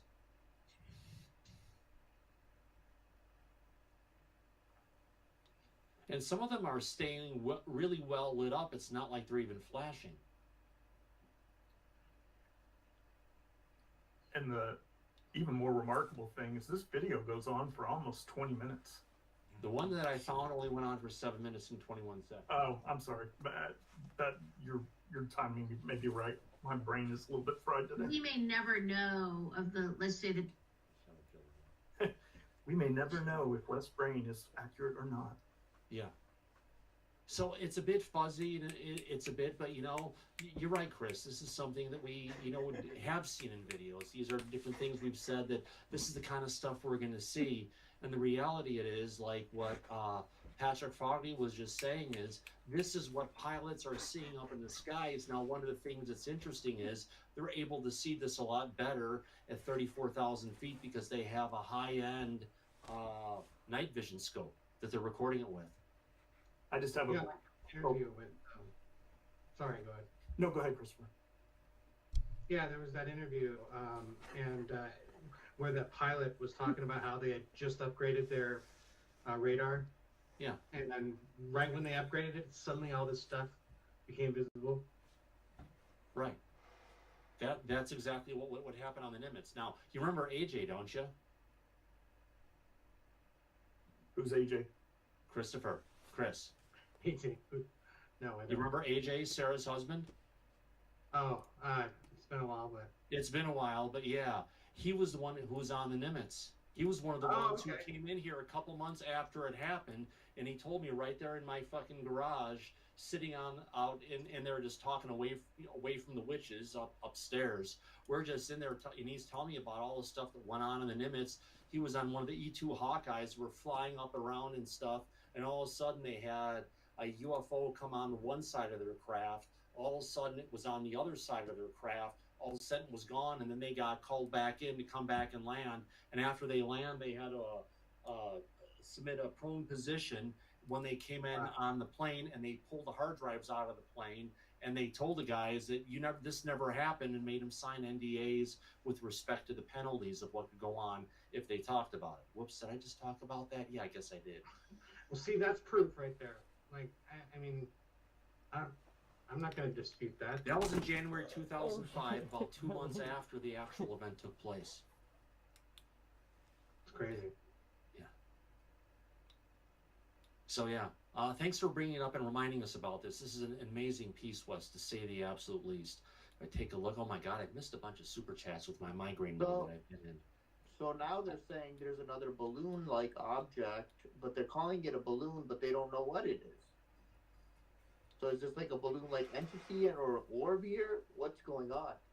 Yeah. I don't know. There's another one, but this is a real balloon. But anytime they talk about balloons, the news media starts talking about UFOs, so that's a good thing. I just want to go ahead and thank everybody for the super chat so far. We had Moon Man during the Carter and Bush days. Sheehan will tell you that the Republicans align with the anti-disclosure types. Maybe they did. Probably everybody aligned with it for that matter. Jenny Wiper said, if only the aliens had studied Earth science, they'd know they can't fly around like that. Well, if they did just taken basic physics class. That is if they funny took to me. Avilu class. Yes. Absolutely. Lord Williams said, I come in peace. Cool topic, guys. Keep up the good work, Thomas. Thank you very much. And finally, the last one from Kira IAM saying they are here. Thank you very much, Kira. Kira and actually Jenny Whitebeard are both from mods over at Space Star Radio. Hopefully they're mods here. And if not, I will fix that. But I think they both are. I appreciate everyone coming out like this. It's been one heck of a show so far. And when I've been running around taking care of Cupcake and everything else, I kind of lost track of a whole bunch of things. When you start getting those migraine things that hit, you look for stuff to go ahead and take to get your mind off it, if you know what I mean. Yeah. Yeah. Did you take something? Yeah, I did. Okay. We'll see how it's working already right now. It's picked me up a little bit. I'm beyond it. I've got Cupcake eating over there, and I'm just, I'm still in it. I'm still kind of foggy what's going on. You can feel everything kind of closing in, but I've gotten beyond, that's what happens. It comes in and it's just like a wham, and you get hit, and then it just kind of blooms, and then it fades out over a period of time. So, hey, oh my God, look, I'm putting my hand, like in Larry, on the Christ. I'm going to pull something out. No, I'm pulling out the disease. I need to have a bowl of chicken fat that I pull out, and I pull it out. Just exorcism. Exactly. Oh my God, look at this. Another couple super chats. Another one coming in from Aubrey McLeod, $5. Thank you very much, Aubrey. And W. Decker, to the best show on the topic. Thank you, Thomas. And thank you, everyone here. Thank you, guys. Holy cow. Yeah, I'm glad you guys enjoy the show. I enjoy the show. It's something I look forward to it every day. Hopefully, I know a lot of the people in the audience do, and I know the people in the back do. It's like hanging out with good friends, which is better than family, because you can't choose your family, but you can Thank choose you, your my friends. brother. Right on. Exactly, good point. But I want to make two quick points. One, Bart Roberts has had his hand up for a while now, and LM Lee just raised his hand. Oh, thank you very much for reminding me on that. I lost track. Well, Talking Service Monkey has his name up first, so Talking that's Bart Roberts. Okay, well, Mr. Monkey. Yeah, thanks, Crypto. Yeah, I just wanted to say, those videos, that you show, there are people out there, it doesn't matter what you show them, they've made up their minds. Yeah. Which is why I'm saying, why should we care about trying to convince people that this is real, or even take their inability to believe this and make it an issue? I think we should just... Okay, I'm going to be selfish here as I let Cupcake out the door and scooter her out. I don't give a shit about the other people. I want to have information for me, and we can share with everybody else. But I'd like to know this information. Let's be honest. Okay, so I think there is enough credible information out there, and I think what would be more productive is actually looking at some of this stuff and deciding whether or not it's real, or trying to push the topic or move the topic forward by just bringing in the latest information. Yeah, the other reason I want to go ahead and bring out the facts that it's real, so I can give my big fingers to my wonderful sister Janice and my brother Ron and say, "Told you fucking so." Speaking of update, I was listening to the White House press conference today with Jean-Pierre Crappity Crap, and one of the press asked about UFOs again. Oh, did they? I mean, yeah, and she didn't really have an answer for it. And so it's like, they're asking about it. It's pretty clear. Yeah, they've known about it, and they just covered it up for 77 years, Chris. I don't like it's John the here, running and I joke. don't like Kirby. Sorry, Thomas. No. I had to get that out. Kirby's full of shit. Yeah, I don't like that girl either, Jean-Pierre. She's full of shit. But my point being, I'm not trying to focus on her. She's about the same height as Andy. Because it's all lies and everybody hates. But the thing is that they're actually asking about UFOs again, and like you hear it every once in a while when you watch White House press conferences, and that's to me is important. Is the fact that they're actually asking, like the press is wanting to know. So it's not just us, you know, on these YouTube channels and all these people wondering and stuff. The press, the mainstream media wants to know, and they're asking questions, and they're directly asking the White House. And of course, this administration doesn't have answers for anything, but still, the fact that they're asking is amazing. You know, I mean, we're living in these times where it's so obvious now that the mainstream media is pressing them about it. No pun intended. It's good that they're finally pressing them, because how long has this been a topic where you can't bring it up with people saying, oh, Chris, yes, on to you, Larry. You know, where they don't take the whole thing that's serious, they just want to laugh it off. But actually, the last time we had Balloongate, there were some real good questions that were being asked. Right. And I think they're getting the idea. Yeah. So it's interesting that Balloongate, even though like some mainstream media's covered it, there hasn't been a lot of coverage on that new Chinese balloon. Not yet. We give it a couple days to catch up in the news cycle. Then they'll start doing it. Well, supposedly they started covering it on Fox tonight and some other channels, so it should be picking up well by tomorrow. MSNBC is where I saw it. Oh, MSDNC? Yeah. Yeah. If it has a payload, they'll probably issue a NOTAM if it's around the U.S. and shoot it down. No, they actually said it's not an issue of national security or a flight safety threat. So they have no intention of shooting it down. They're changing their policy from the last time. Oh, it's not a national security threat until it goes over our military bases and does figure eights over them. Exactly. Good point. Isn't that what it did already? That's what happened last time, yeah. Yeah. They just let it happen.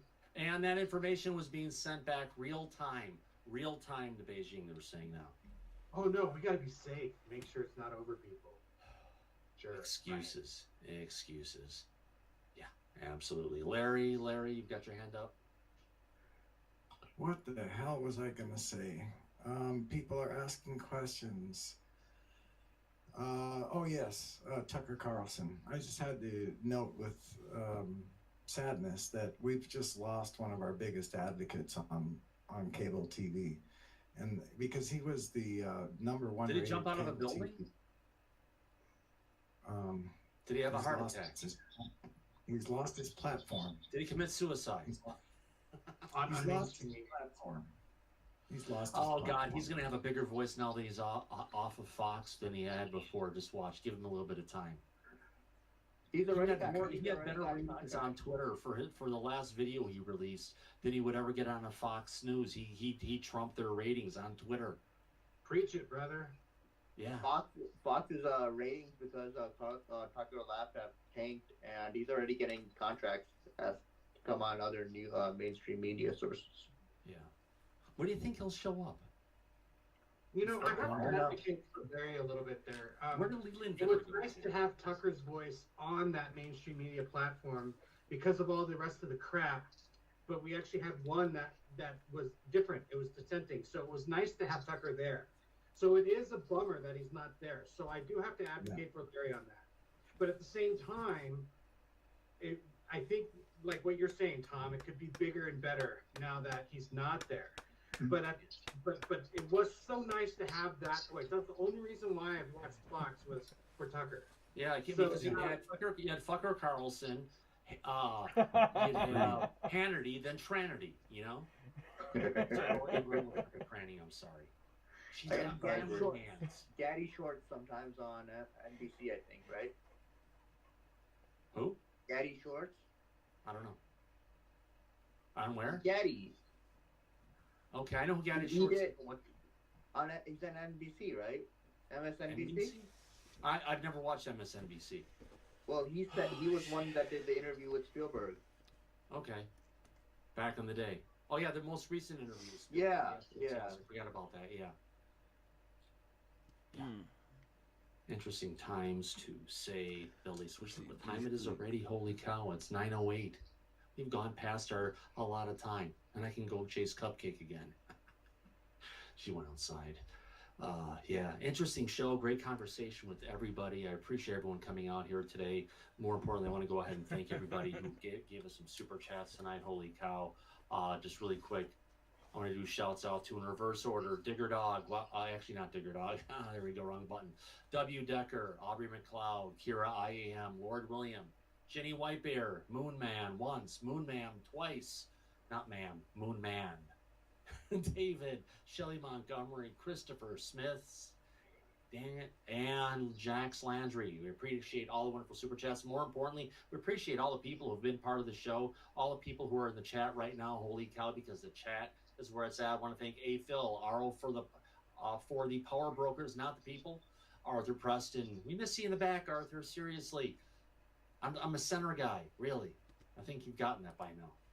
Gio Rio Sounds, Digger Dogs around, Eddie Rodriguez, Renee's here, Evan B from his Paradox 1, Firefly, Jason Parker, Jimmy McKillop, Joantastic Plastic, Christopher Smith, Kelly Barrow, Kim Inari, Marcus Mandel, Maraxatech, Mick Mick, Mitch Carnus, Cernowski. We've also got Mooney Mogul, Neon Pop 81, by land, 2x Runneth by Air, Paul Francis, Pete Liebel, Rain Down Fire, you better believe it, my friend. Miss you in the back, too. You bring up some good words at times. Richard Lanyard, Syrup, Sergio Costa, The Observer, W. Decker, Xavier Gamer, and Zach. And who are the people that... And I also want to go ahead and thank all the people that are in the back, starting off with you, Crypto Mike. Thank you for being here today. Oh, thank you very much, Thomas. It was a really good show. Covered a lot of good information tonight. Well done. Yeah, absolutely. Thank you, sir. Appreciate it. We try to do the best we can here. Also in the back, we've got Christopher Smith, a new timer. Not an old timer that I've known longer than anyone on this show, but someone who I would consider a good friend. Thank you for coming, Christopher. Cheers. I'll cheers you after the show. Don't hang up when the show ends because the backstage keeps on going. That's where the party really is. Also want to thank... Really quick, at the beginning of the show, you called me Christopher Smell, and that was a Freudian slip. And I'm just saying, actually, it smells like victory. I said Christopher Smells. I should have said. It smells like victory. Yeah. No, Christopher Smith. If I did that, yeah, talk about a faux pas. God, I hope it's not a geriatric thing kicking in or some brain thing. But you never know where we're gonna go. So in the meantime, Freudian slip. All good. Not a problem. Also, we've got, let's see who else was out there. Grandmaster UV with your rainbow colors. Thank you for coming out tonight, Grandmaster. Thanks for my brother. Oh, you got an alien head on, too. Yes, very cool. I picked that one up. Absolutely. Thank you, Grandmaster. Appreciate you being here. LM Lee, thank you for coming along. Can't wait to drag you along for an interesting trip tomorrow, my friend. Yep, sounds good. I'm getting locked and loaded and ready for it. Absolutely. Larry Gurn, Larry Quakencherry, how does your gray hair grow so well?